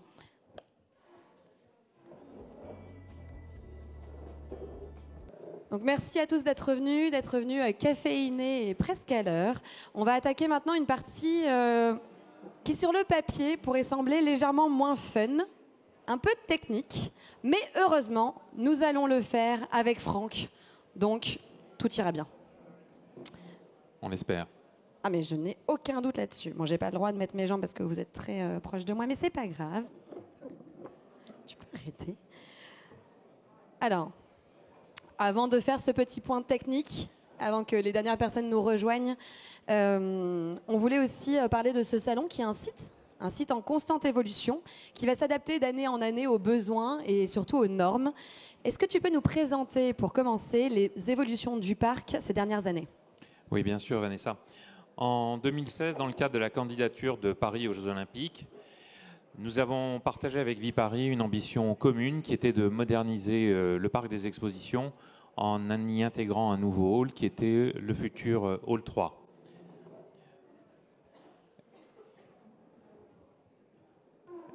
Une chronologie qui a été marquée par des étapes clés. Tout d'abord, effectivement, en 2016, c'était la candidature de Paris aux futurs Jeux. En 2017, l'officialisation et la signature de Paris pour Paris 2024. 2019, le SIAE a commencé à engager un certain nombre d'études dans le cadre de ce projet du Hall 3. 2020, malheureusement, un arrêt brutal de toute l'activité événementielle et conséquences directes de la crise sanitaire liée au Covid 2021, du Covid. En 2021, lancement des travaux pendant que le salon malheureusement n'avait pas lieu. Nous avons commencé les travaux du Hall 3 avec un objectif clair qui était que le premier événement accueilli sur le parc des expositions dans ce hall serait le SIAE. 2023, mission accomplie. Le SIAE est bien le premier événement à avoir ouvert les portes du Hall 3 très rapidement après le salon. Nous confions ce hall aux équipes de Paris 2024 pour en faire le futur centre des médias. En 2025, le hall, enfin, alors, on a récupéré très récemment le Hall 3 puisque le centre des médias a quitté le site fin décembre. Et puis les premiers événements sont venus avec TextWorld, des opérations diverses. Et prochaine échéance, du coup, très attendue, l'arrivée de la fameuse ligne 17. Oui, mais on ne va pas donner de date. Voilà, on ne donne pas de date sur ce genre de choses, parce qu'on a bien compris. Est-ce qu'on peut revenir un moment sur ce fameux Hall 3 ? Et il semble très bien fonctionner, tu l'as dit, pour de nombreux clients, pas que pour le SIAE. Est-ce qu'on peut dire pourquoi, est-ce qu'on peut préciser pourquoi c'est un espace si apprécié ? Est-ce qu'on va en faire cette année ? Oui, bien sûr. Alors, l'arrivée de la prochaine ligne 17 du métro a été un déclencheur pour engager cette transformation en profondeur du parc. C'était une modernisation qui visait plusieurs objectifs. Répondre en premier lieu aux besoins de Paris 2024 en offrant les surfaces nécessaires pour accueillir le centre des médias. Aussi répondre aux attentes des organisateurs tels que le SIAE, mais aussi d'autres salons. C'est un hall qui a été construit dans un cadre très exigeant, en tenant compte de contraintes techniques et environnementales majeures. Notamment pour les besoins de Paris 2024, il y avait besoin de hauteur assez importante, donc on est sous un hall avec une hauteur libre sous poutre à 9 mètres. Un hall répondant aussi à de nombreuses exigences environnementales avec une certification BREEAM, l'utilisation de matériaux biosourcés, une charpente en bois, beaucoup de lumière naturelle, 20% de lumière naturelle, et puis aussi des éclairages intelligents permettant une gestion économe du site. Ce hall a été un succès dès sa mise en œuvre, en donnant satisfaction aux premiers événements accueillis, tels que le SIAE, et ensuite à Paris 2024. Tout à l'heure, tu parlais d'organisation. Alors, qui on va retrouver dans ce hall ? On y retrouvera la majeure partie des exposants qui étaient déjà présents en 2023, notamment une présence américaine très importante avec le pavillon Kallman, mais on y retrouvera aussi le Canada, la Norvège, le Mexique. Donc encore un grand succès cette année. Est-ce que tu peux, tu as parlé de l'impact des JO, des JOP d'ailleurs sur le hall. Est-ce que tu peux nous dire de manière générale sur l'ensemble des sujets techniques, l'impact qu'ont eu ces jeux sur l'espace ? Alors l'impact déjà, ils nous ont permis de transformer ce hall 3 qui faisait environ 11 000 m² en un lieu qui fait maintenant plus de 20 000 m². Ça nous a permis aussi de restructurer un certain nombre d'infrastructures électriques. Après le départ des Jeux Olympiques, en tout cas, on s'est concentré sur... Donc ils sont partis, comme je le disais tout à l'heure, en décembre. On s'est concentré avec Viparis sur la remise en état et la maintenance du site qui était nécessaire à la préparation du salon. Une sécurisation d'un certain nombre d'infrastructures électriques afin de garantir une fiabilité de nos installations pour les exposants et les visiteurs.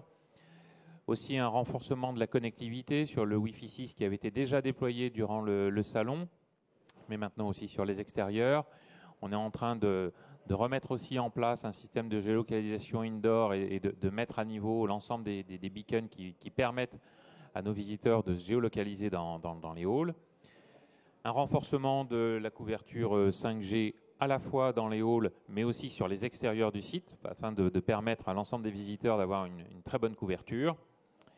Et puis, dans les autres modifications du parc, l'amélioration de l'accessibilité, notamment sur le hall 5, avec la création d'une porte logistique qui avait été demandée depuis longtemps par un certain nombre de décorateurs.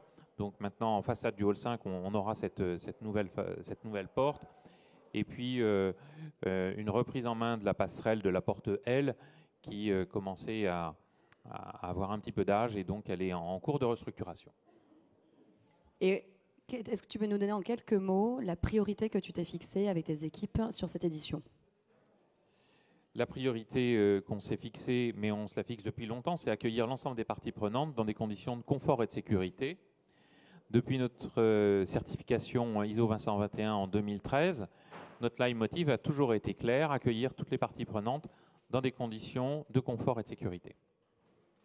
Alors, là, je pense qu'il va y avoir un petit peu moins de bruit là-haut sur le premier étage, parce qu'on va quand même aborder la question que tout le monde se pose. Moi, j'étais impatiente d'arriver à ce sujet, puisque nous allons parler moquette. Et oui, question stratégique, hautement stratégique. C'est quoi cette histoire de moquette dans le parc, Franck ? Est-ce que c'est nouveau style déco ? Est-ce que c'est un choix de raison ? Est-ce que tu peux nous en parler ? Vraiment, c'est important. Alors aujourd'hui, effectivement, c'est une question qui revient chez de nombreux organisateurs. Est-ce qu'on mettra de la moquette ou on ne mettra pas de la moquette ? Oui, mais moquette or not moquette, on le sait. Pour nous, au SIAE, la réponse est simple. Le confort, c'est aussi la moquette. 2025, ce sera le retour de la moquette en dalle. On l'a vécu sur les éditions précédentes, mais pas en 2023. La moquette en dalle, pourquoi ? Parce que c'est une moquette qui est plus écologique pour nous du fait de son taux de réutilisation, mais aussi en termes de confort de visite. Elle n'a pas de comparaison avec la moquette aiguillité classique. Est-ce que tu peux nous faire aussi un petit point sur les modalités de pose qui sont importantes ? Ouais. Oui, non, mais c'est important qu'on s'y pose. Alors effectivement, c'est très important de le souligner, puisque cette année, on change le process de pose. C'est un process de pose qui s'effectuera les 2 dernières nuits de montage.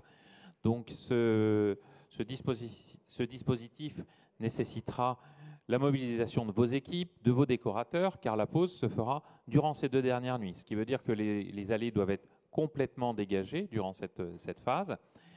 Donc, bien sensibiliser vos décorateurs prestataires. J'en profite, mais tout à l'heure, Alain l'avait dit, effectivement, les allées sont des allées de circulation et pas de stockage. Donc, elles ne doivent en aucun cas être utilisées comme des zones d'ateliers de travail ou de stockage. Alors je plaisante, mais il est vrai que cette question renforce le côté confort. C'est vraiment un des points très forts du salon, le confort que vous offrez aux exposants et aux visiteurs. Et sur la partie confort, je me tourne du coup vers toi, Pierre-Frédéric. C'est pourquoi je suis contente d'être entre vous deux. Pour parler de confort aussi pour les personnes en situation de handicap. Aujourd'hui, vous avez mis en place tout un process pour leur permettre effectivement de vivre une expérience la plus performante possible. Effectivement, c'est un nouveau service en 2025 qui est le service assistance mobilité qui sera situé au niveau de la porte L. Donc l'objectif de ce service est assez simple, c'est de permettre aux personnes en situation de handicap de se déplacer facilement et confortablement sur tout le salon.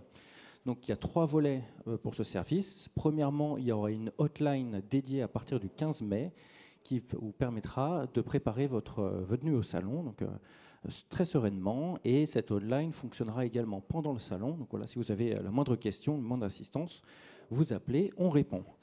Le deuxième point est un service de golf-car avec chauffeur, donc accessible aux personnes en situation de handicap, mais également accessible aux personnes en fauteuil roulant, puisque la golf-car est équipée d'une rampe.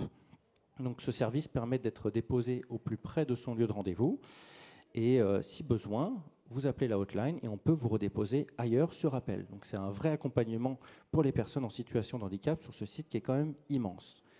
2 petits points de vigilance quand même sur ce service de golf-car. Il est uniquement destiné aux personnes détenteurs d'une carte mobilité inclusion ou d'invalidité, mais il est également aussi disponible pour les personnes en situation de handicap temporaire. Et enfin, je tiens à rappeler que la golf-car ne pourra pas circuler dans les halls pour des raisons de sécurité. En revanche, le chauffeur pourra accompagner la personne si besoin jusqu'à son lieu de rendez-vous dans le hall. Voilà. Et enfin, le 3e point, c'est un service que nous mettons en place depuis plusieurs éditions maintenant, qui est le service de location de matériel adapté de la société Axol. Donc, c'est un service de location de scooters 4 roues, fauteuils roulants manuels ou électriques. Et ces équipements sont disponibles au service assistance mobilité, donc au niveau de la porte L. Donc l'accessibilité, c'est vraiment c'est pas un plus, c'est vraiment une exigence de base pour nous.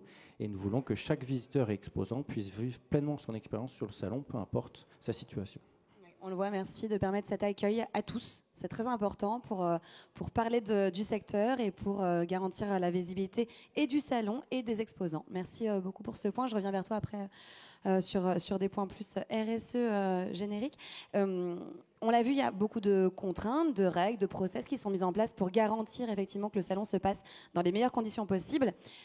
Au cœur de tout ça, tu l'as précisé tout à l'heure, c'est vraiment permettre que l'ensemble des exposants et des visiteurs vivent la meilleure expérience possible, Franck.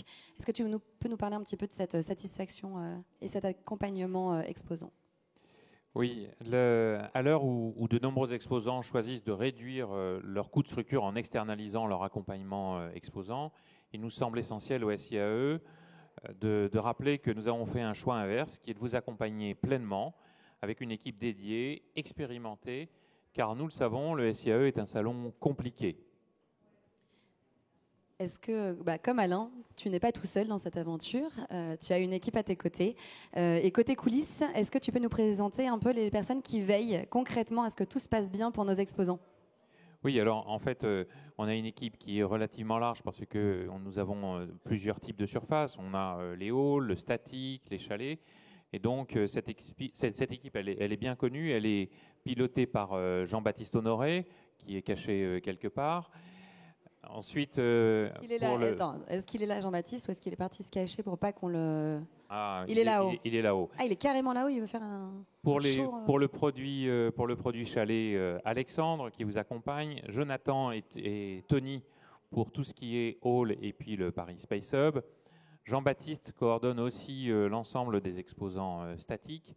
Et puis pour tous les produits spécifiques options chalet, Eugénie qui vous accompagne. Tous sont à vos côtés pour simplifier votre préparation, vous conseiller et assurer aussi un déroulement fluide de votre installation avant et pendant l'installation. Donc on le voit, pour que ça se passe bien sur le terrain, il faut que toutes les équipes travaillent main dans la main, avec vous aussi, exposants. Mais il y a un acteur dont on n'a pas encore parlé, qui est Viparis, avec lequel vous travaillez vraiment en étroite collaboration, un vrai modèle du genre de collaboration. C'est important de le souligner, ce travail, il peut porter ses fruits sans une réelle coordination avec le service exposant de Viparis. Une équipe qui est présente aujourd'hui, qui a à cœur de vous accompagner. On peut remercier tout particulièrement l'équipe de Viparis. Je pense à Christelle, Charlotte qui anime ce service exposant et qui vous accompagne. Et cette collaboration avec Viparis, elle est exemplaire, elle est fluide, elle est claire et très efficace. Notre objectif commun qui nous unit, c'est faire de votre participation au SIAE une expérience réussie et agréable. Les équipes de la SIAE et de Viparis sont réunies dans le bâtiment 0 durant le salon et pendant le montage. Elles travaillent sur des horaires communs de façon et des horaires aussi cohérents avec les périodes de montage, de façon à toujours pouvoir répondre à vos besoins. Vous pourrez échanger avec tant les équipes du support exposant que du service exposant, mais aussi des options chalet durant les ateliers tout à l'heure. Oui, alors, dans quelques instants, effectivement. Il y a aussi, au-delà de toute la partie opérationnelle dont on a parlé aujourd'hui, ce matin, il y a aussi un fil rouge qui guide tout. D'ailleurs, je suis venue vers toi plusieurs fois, Pierre-Frédéric, parce que le fil rouge, c'est cette démarche RSE, une démarche qui se veut ambitieuse. C'est un secteur qui est très attendu sur ces sujets, c'est stratégique. On a à la fois à la frontière entre l'événementiel et le secteur qui nous occupe. Donc, on est vraiment aujourd'hui au cœur de ces enjeux. Est-ce que tu peux nous faire un petit focus sur la dynamique qui a été engagée, et en particulier, je sais que c'était très important, un vrai chantier que tu as engagé il y a plusieurs années sur la gestion des déchets. Effectivement, je vais aborder uniquement 2-3 points. Tout d'abord, on va parler de la gestion des déchets, qui est un sujet important, parce qu'on gère quand même 2500 tonnes de déchets sur site. Donc, c'est un domaine dans lequel on est engagé depuis plusieurs éditions, comme vous pouvez voir avec le petit graphique sur la gauche, Vous voyez qu'en 2019, nous valorisions seulement 15% de nos déchets et en 2023, nous avons réussi à monter jusqu'à 41%. Et notre objectif pour 2025 est clair, c'est dépasser les 50% de valorisation. Donc vous voyez bien que notre objectif, ce n'est pas de prendre exemple sur le centre de tri du 17e arrondissement. Nous ne souhaitons pas incinérer nos déchets. Donc l'objectif, c'est que la moitié de nos déchets, pour le prochain salon, soit réemployés, soit recyclés. Donc pour y parvenir, nous avons, en plus du dispositif actuel, nous sommes allés plus loin. Pendant le montage, nous avons mis en place un service gratuit de récupération des surplus de matériaux et des chutes en bon état qui seront destinés à des associations du 93. Et l'objectif, c'est qu'elles ne soient pas jetées. Pendant le salon, nous lançons également un service gratuit de collecte des excédents alimentaires et des déchets organiques. Donc je vous invite à vous rapprocher de vos traiteurs pour organiser cette collecte-là. Donc c'est un service qui est uniquement disponible dans la ligne des chalets. Et enfin, au démontage, nous allons mettre en place un service aussi de collecte des matériaux qui sont également donnés à des associations, mais cette fois-ci à un tarif préférentiel, puisque pour la première fois, les déchets de réemploi seront moins chers que les déchets résiduels. Et enfin, donc en résumé, notre ambition pour 2025, c'est 200 tonnes de réemploi. Nous en avons fait 60 en 2023, 45% de recyclage et globalement 50% de valorisation de nos déchets. Merci beaucoup sur cette partie gestion des déchets. Alors on trie, on fait la chasse aux gobelets, mais on va devoir aussi viser un chouille plus haut et prendre un peu de hauteur sur la partie défi climatique. Évidemment, tu as lancé aussi des axes de travail, là-dessus. C'est ça, effectivement, c'est le gros chantier de 2023, ou en tout cas l'un des gros chantiers, qui est la mise en place d'un bilan gaz à effet de serre du salon. Ça sera notre point de départ pour évaluer vraiment précisément notre impact sur le climat et construire notre stratégie de réduction crédible et efficace de nos émissions de gaz à effet de serre. Alors, ce n'est pas vraiment un exercice ponctuel, ce sera vraiment, vraiment une démarche dans laquelle nous nous inscrivons pour les éditions à venir. Donc pour ça, nous allons déployer un outil de pilotage dédié qui va nous suivre, qui nous permettra d'identifier nos principales sources d'émissions et de prendre des décisions éclairées pour les réduire. Et enfin, l'un des axes aussi, c'est également l'encourager auprès de nos différents partenaires et des exposants, l'utilisation des carburants durables, donc le SAF, et nous travaillons à son développement pour les éditions à venir. Donc le SIAE est vraiment pleinement conscient des impacts positifs, mais également négatifs de son activité, et c'est cette vision pragmatique qui nous motivera pour les années qui suivent. Et dans RSE, tu as aussi le S, donc sociétal. Un des axes importants de votre engagement, c'est un engagement territorial. Effectivement, c'est un autre gros chantier de cette année. Le Salon du Bourgeat, ce n'est pas seulement un grand événement international, c'est vraiment un levier d'activité puissant pour son territoire. Et nous avons mené cette année une étude sur l'impact socio-économique du Salon. En 2023, le SIAE a généré 173 millions d'euros de retombées économiques en France. À titre de comparaison, les 24 heures du Mans, c'est 162 millions. Donc pour les retombées économiques du Salon, 88% sont directement bénéficiés en Île-de-France et 17% dans nos deux départements d'accueil, qui sont la Seine-Saint-Denis et le Val d'Oise. Cela représente 1057 équivalents temps plein, dont 80% en Île-de-France et 25% localement. Donc c'est donc toute une chaîne d'emplois et de valeurs que nous contribuons à activer dans les secteurs aussi divers que la logistique, l'hôtellerie, les standistes ou encore la restauration.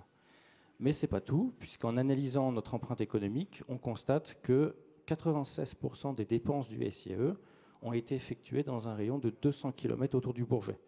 Et donc cette année, on souhaite aller encore plus loin, renforcer notre ancrage territorial, et on travaille pour développer des partenariats avec des acteurs locaux, notamment dans le domaine du réemploi, je l'ai déjà évoqué, et la valorisation des matériaux.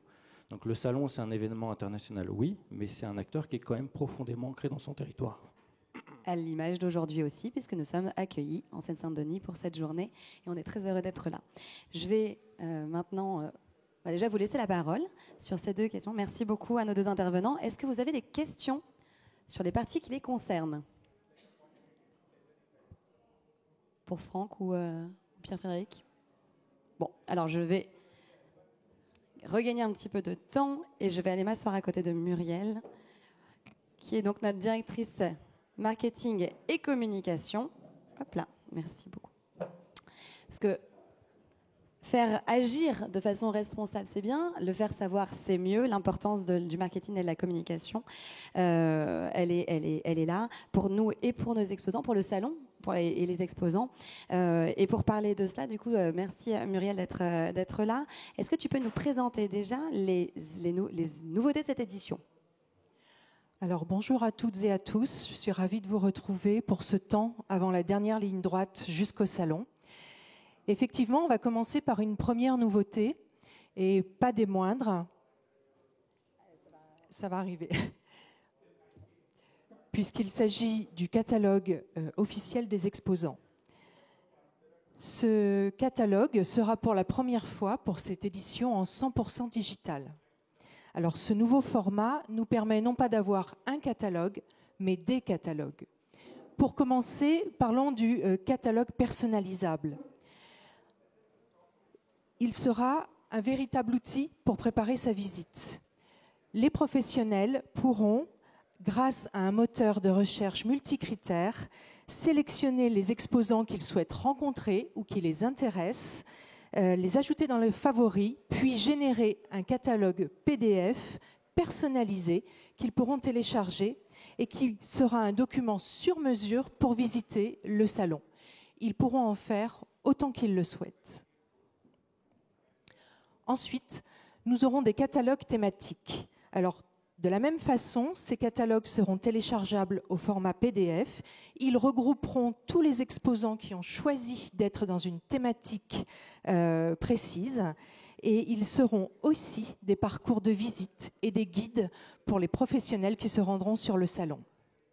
D'ailleurs, effectivement, ces catalogues sont l'occasion de parler des thématiques du salon. Est-ce que tu peux nous faire un point sur celle-ci ? Alors, ces thématiques qui seront des véritables fils rouges pendant l'événement, Guillaume nous en a parlé déjà un petit peu tout à l'heure. Vous retrouverez la défense, les drones, l'espace, l'univers cyber, intelligence artificielle et quantique, la mobilité aérienne durable et puis un catalogue un peu à part qui nous parlera des pionniers du XXIe siècle. Autre nouveauté cette année, et pas des moindres, les fameux dailies dont tu m'as beaucoup parlé, pour se tenir informé des actus du salon en temps réel. Est-ce que tu peux nous en dire plus ? En tout cas, aujourd'hui, vous n'aurez plus d'excuses de ne pas être informé sur le salon. Et oui, c'est la première fois que nous aurons des dailies by Paris Air Show. Chaque jour, vous retrouverez un condensé de vos temps forts, de vos innovations et des interviews exclusives, et puis également les coulisses du salon. Alors c'est un format dynamique, accessible et instantané pour ne rien rater de l'événement. Ce seront 4 dailies qui seront envoyés par email chaque matin entre le lundi 16 et le jeudi 19 juin à tous les exposants, tous les visiteurs professionnels, tous les journalistes. Vous recevrez très prochainement une newsletter contenant toutes les informations utiles ainsi que les coordonnées de notre équipe éditoriale. Je vous remercie de leur faire le meilleur accueil. Là, on va parler d'un indispensable maintenant, parce qu'on va parler des réseaux sociaux qui prennent de plus en plus de place, y compris lors du salon. Est-ce que tu peux nous dire ce qui change cette année ? Alors, les réseaux sociaux, comme vous le voyez sur la slide qui est devant vous, donc, vous retrouvez les réseaux sociaux sur lesquels nous sommes présents actuellement avec nos abonnés, nos followers, et puis nous avons rajouté Blue Sky il y a peu de temps. Pour la première fois, nous avons mis à votre disposition un outil de communication pour pouvoir présenter votre présence au salon et que vous pouvez donc relayer sur vos propres réseaux. Et pour finir, nous avons élargi notre vivier d'influenceurs que je préfère appeler ambassadeurs et avec lesquels nous travaillons dès maintenant afin de promouvoir le salon sur leur propre communauté. Et pour promouvoir encore davantage la présence des exposants sur le salon, il y a le book de produits promotionnels. Est-ce que tu peux nous dire un mot sur ce qu'il contient et comment on peut le valoriser ? Alors, vous avez dans votre espace exposant accès à une plaquette publicité sponsoring dans lequel se retrouve tout un panel d'outils que vous pouvez utiliser pour parler de votre société, de vos produits ou de vos services. Cette année, je voudrais vous présenter 3 nouveaux produits très intéressants. Pour commencer, les vidéos. Si vous prenez des vidéos, sachez que nous avons rajouté 2 écrans dans un endroit stratégique du salon, qui est la rotonde du hall 2, dans lequel il y a un flux important tout au long du salon. Un autre produit intéressant est là. Vanessa, je te propose de faire notre minute téléachat. Alors, c'est soit téléachat, soit influenceuse, ça dépend de votre âge. Je veux vous montrer un petit peu. Vas-y, déjà, présente le Alors, je m'adresse aux exposants qui ont acheté des panneaux publicitaires ou qui souhaitent le faire. Ces grands panneaux publicitaires qui sont répartis sur tout le site du Bourget, en fait, sont récupérables. Leur toile est récupérée par un de nos partenaires qui s'appelle Bilom. Et avec cette toile qui est recyclée, ils fabriquent des produits dérivés, des goodies que vous pouvez offrir à vos clients ou à vos collaborateurs. C'est un peu mon moment. Attends, si tu peux me laisser 2 minutes pour présenter, c'est un peu cette mon moment. toile, ce panneau que vous aurez donc acheté sur le salon n'aura pas qu'une vie pendant le salon, mais il aura une deuxième vie, une deuxième visibilité après le salon. Donc ça, ce sont effectivement des toiles qui ont été, dans le recyclées, salon. Voilà, de grandes toiles de panneaux. Qui sont en pochette. Vraiment, Julie de notre équipe est là. Elle a un atelier. Elle vous expliquera vraiment tout concernant ce principe et il est vertueux, vraiment. Très chouette.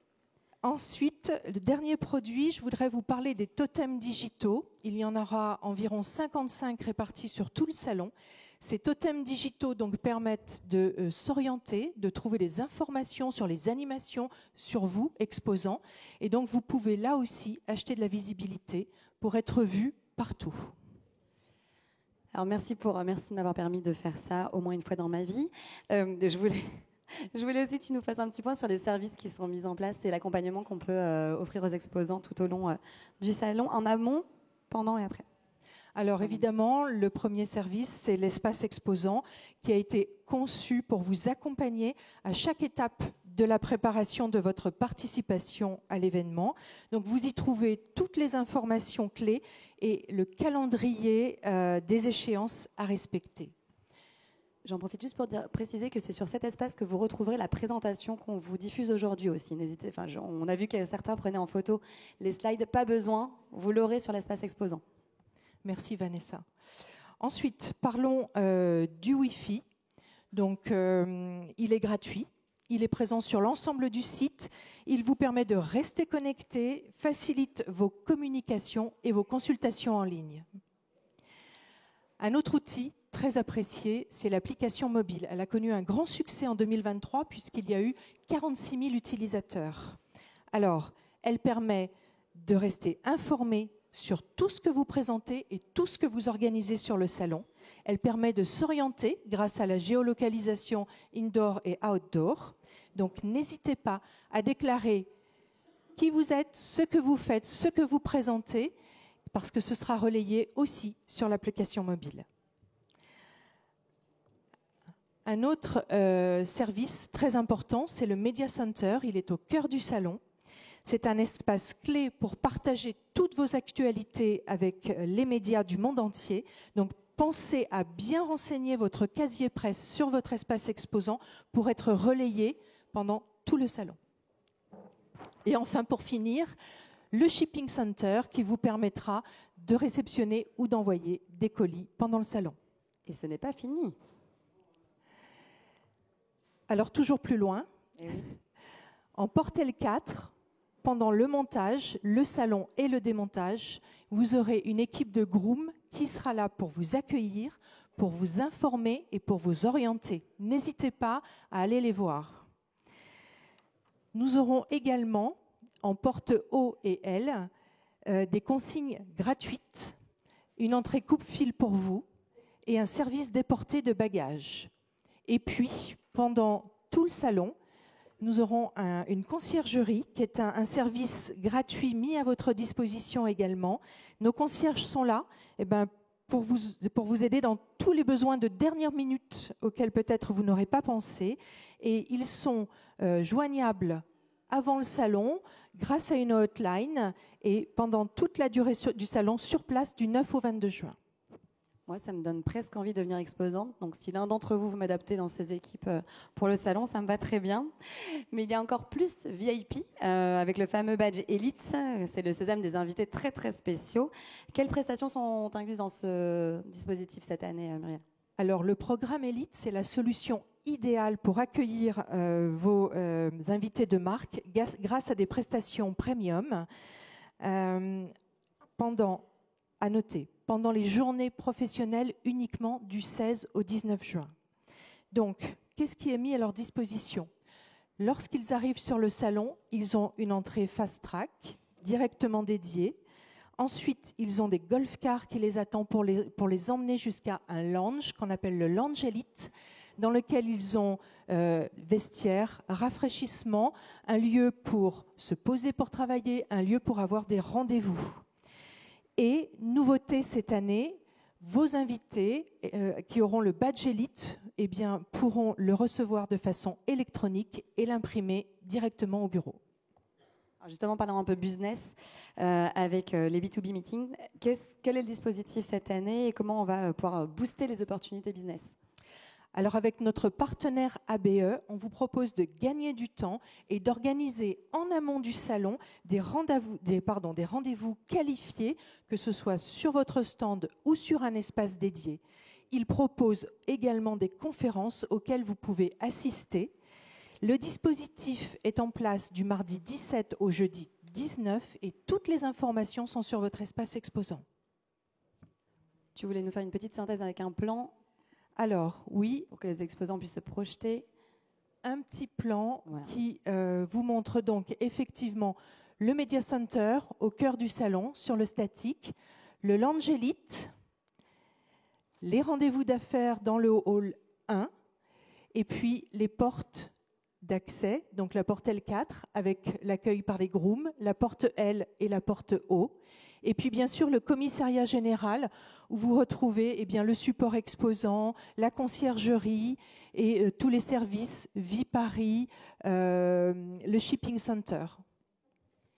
Et maintenant tu vas nous parler de ce qui fait un peu la magie du salon, ces grands temps forts. Alors Muriel, vas-y, fais-nous rêver.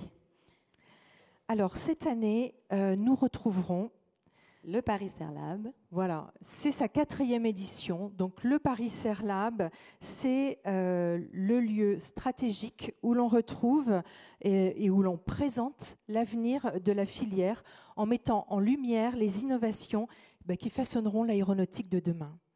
Donc, il conserve son emplacement stratégique au cœur du salon et il propose une expérience immersive, pédagogique et interactive aux visiteurs professionnels, mais aussi aux visiteurs grand public.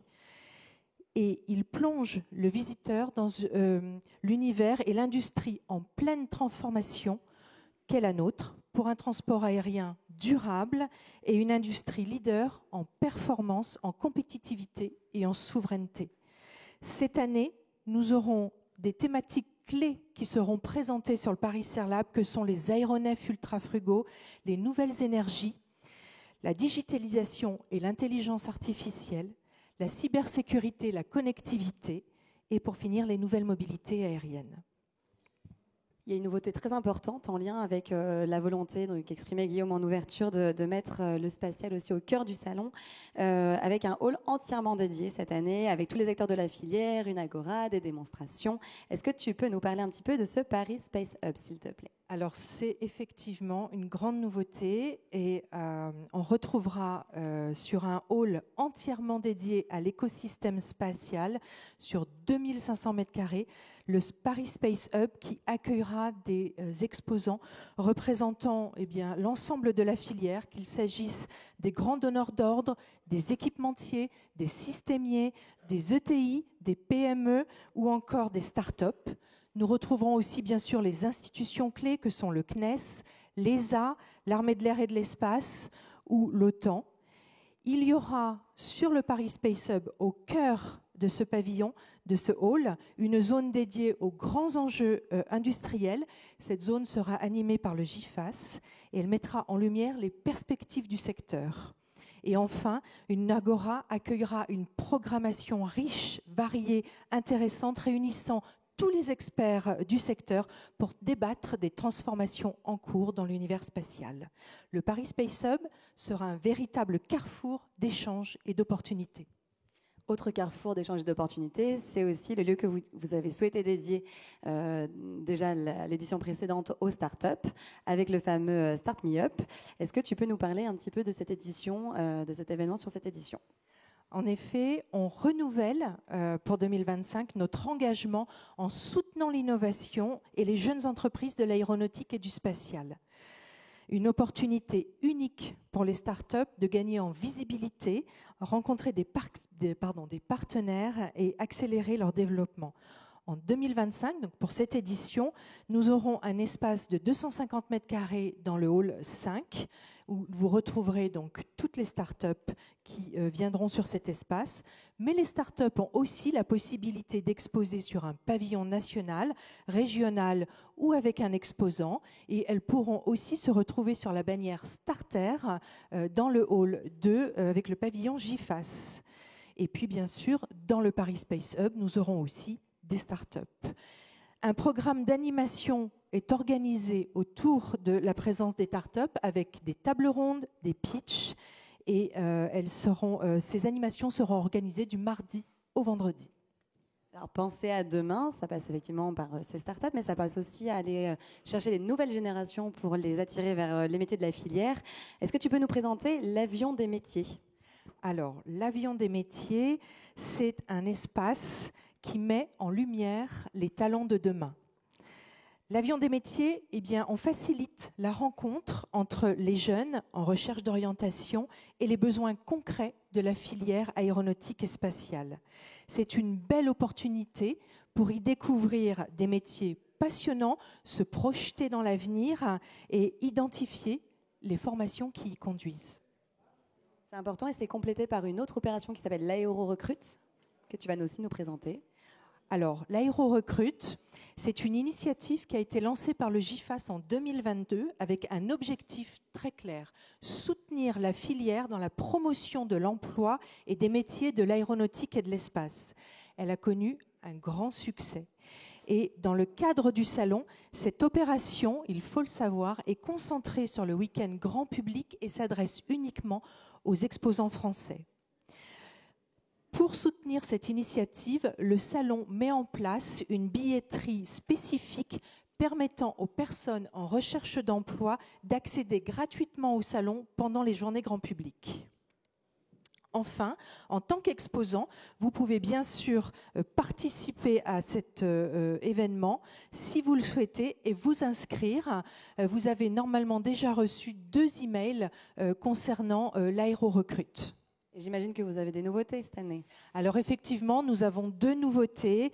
La terrasse de l'aéro, donc qui permet d'être un point de rencontre avec les ambassadeurs. C'est un lieu de convivialité centrale qui est festif et qui permettra donc aux jeunes de rencontrer des ambassadeurs de My Job Glasses.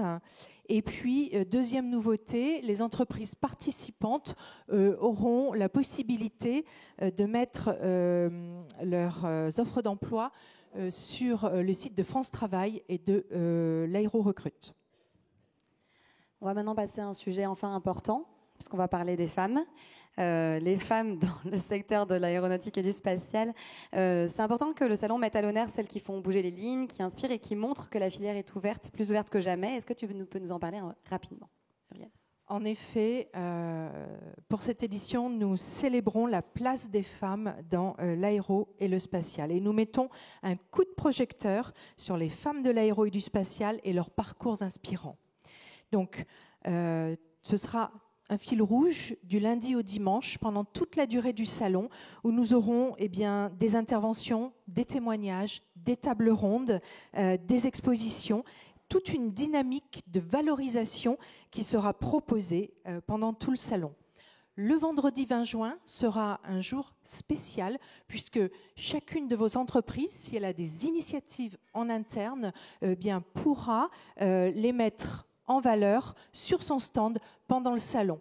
Pour cela, vous recevrez une newsletter qui vous expliquera comment participer à la fête et à cette initiative des femmes de l'aéro et du spatial. Alors tu parles de fête. Évidemment, le salon, c'est un moment éminemment professionnel, mais c'est aussi une fête qui est ouverte à tous, notamment lors des journées grandes portes ouvertes. C'est important, vous l'avez rappelé aussi en ouverture, c'est important de rappeler l'importance de l'engagement des exposants aussi, notamment ces jours-là, pour faire rayonner le secteur. Qu'est-ce qui est prévu pour permettre que vous restiez, que vos équipes restent et que les gens soient heureux de vous rencontrer? Alors oui, merci Vanessa. C'est important de rappeler que le salon, c'est aussi celui des familles, des passionnés et de tous ceux qui ont un rêve, qu'il soit d'aviation ou d'espace. Et pour cela, nous avons conçu un week-end festif ouvert à tous. Donc, tout au long de ce week-end grand public, nous aurons des animations, des découvertes, des démonstrations et des échanges. Il y en aura pour tous les goûts et pour tous les âges. Parmi les temps forts, nous soulignons cette année une conférence de Jamy qui aura lieu sur le Paris Space Hub le samedi matin, mais également beaucoup d'animations comme la fête de la musique, des courses de drones, des animations photobooths, le village et la maison d'Aléo, la mascotte du salon, et puis une compétition e-sport avec des remises de prix avec Fly on Fight. Et bien sûr, celui que vous attendez tous, le show aérien chaque après-midi qui est la vedette de notre salon, qui est spectaculaire, qui est un moment phare. Donc, encore une fois, nous comptons sur vous pour animer vos stands, accueillir vos équipes, vos familles, vos amis et faire que ce week-end soit une vraie fête aérienne. Oui, merci pour ce message qui est très important. On va faire un petit focus sur le plan et rappeler où tout se trouve pour que chacun puisse visualiser. Alors, en effet, retrouvez les temps forts avec le Paris Space Hub, l'avion des métiers dans le hall Concorde, le Paris Airlab près de la 380, la terrasse de l'aéro sur l'esplanade du hall 2 et puis Start Me Up dans le hall 5. Merci beaucoup. On avait normalement un petit temps réservé pour des questions. Ce que je vous propose, parce qu'on n'est pas très en avance, c'est si vous avez des questions sur la partie marketing et communication, de vous rapprocher des équipes communication et des équipes avec lesquelles travaille Muriel qui sont présents aux ateliers. Je vais te laisser les présenter pour pouvoir effectivement répondre à toutes vos interrogations.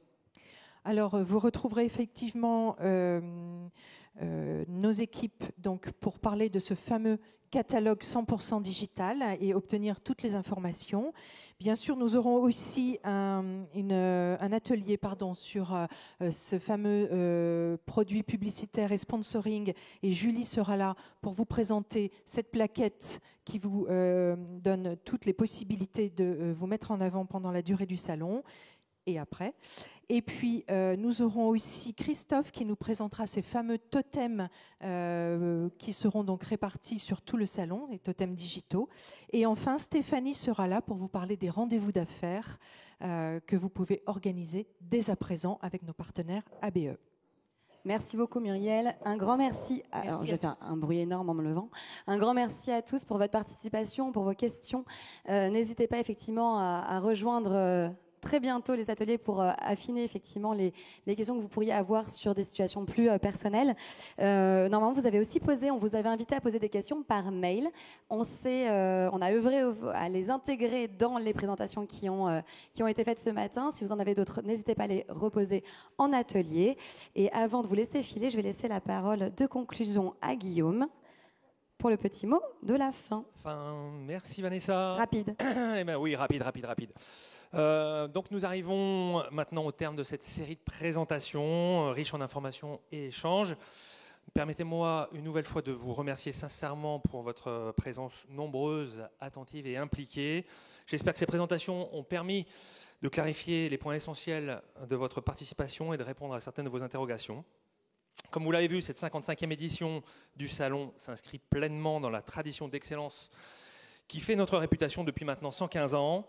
Mais elle est aussi résolument tournée vers l'avenir avec des engagements clairs, une expérience client toujours améliorée, une organisation rationalisée et une visibilité accrue autour de grandes thématiques.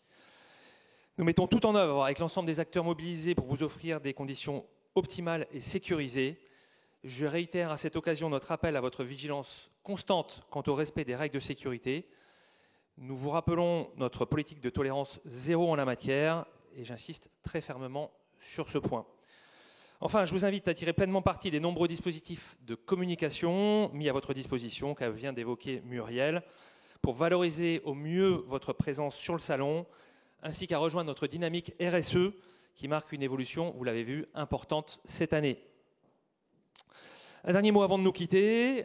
Continuons ensemble de porter haut les valeurs d'innovation, d'excellence et de partage qui sont l'ADN du Salon du Bourget.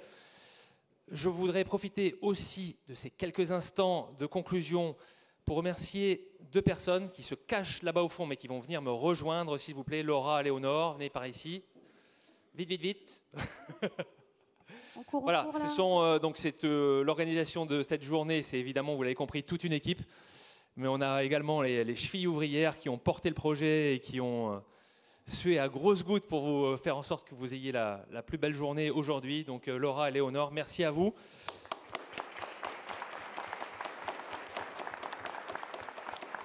Merci encore à toutes et à tous pour votre mobilisation, excellente préparation et au plaisir de vous retrouver très vite pour faire de cette édition un succès collectif remarquable.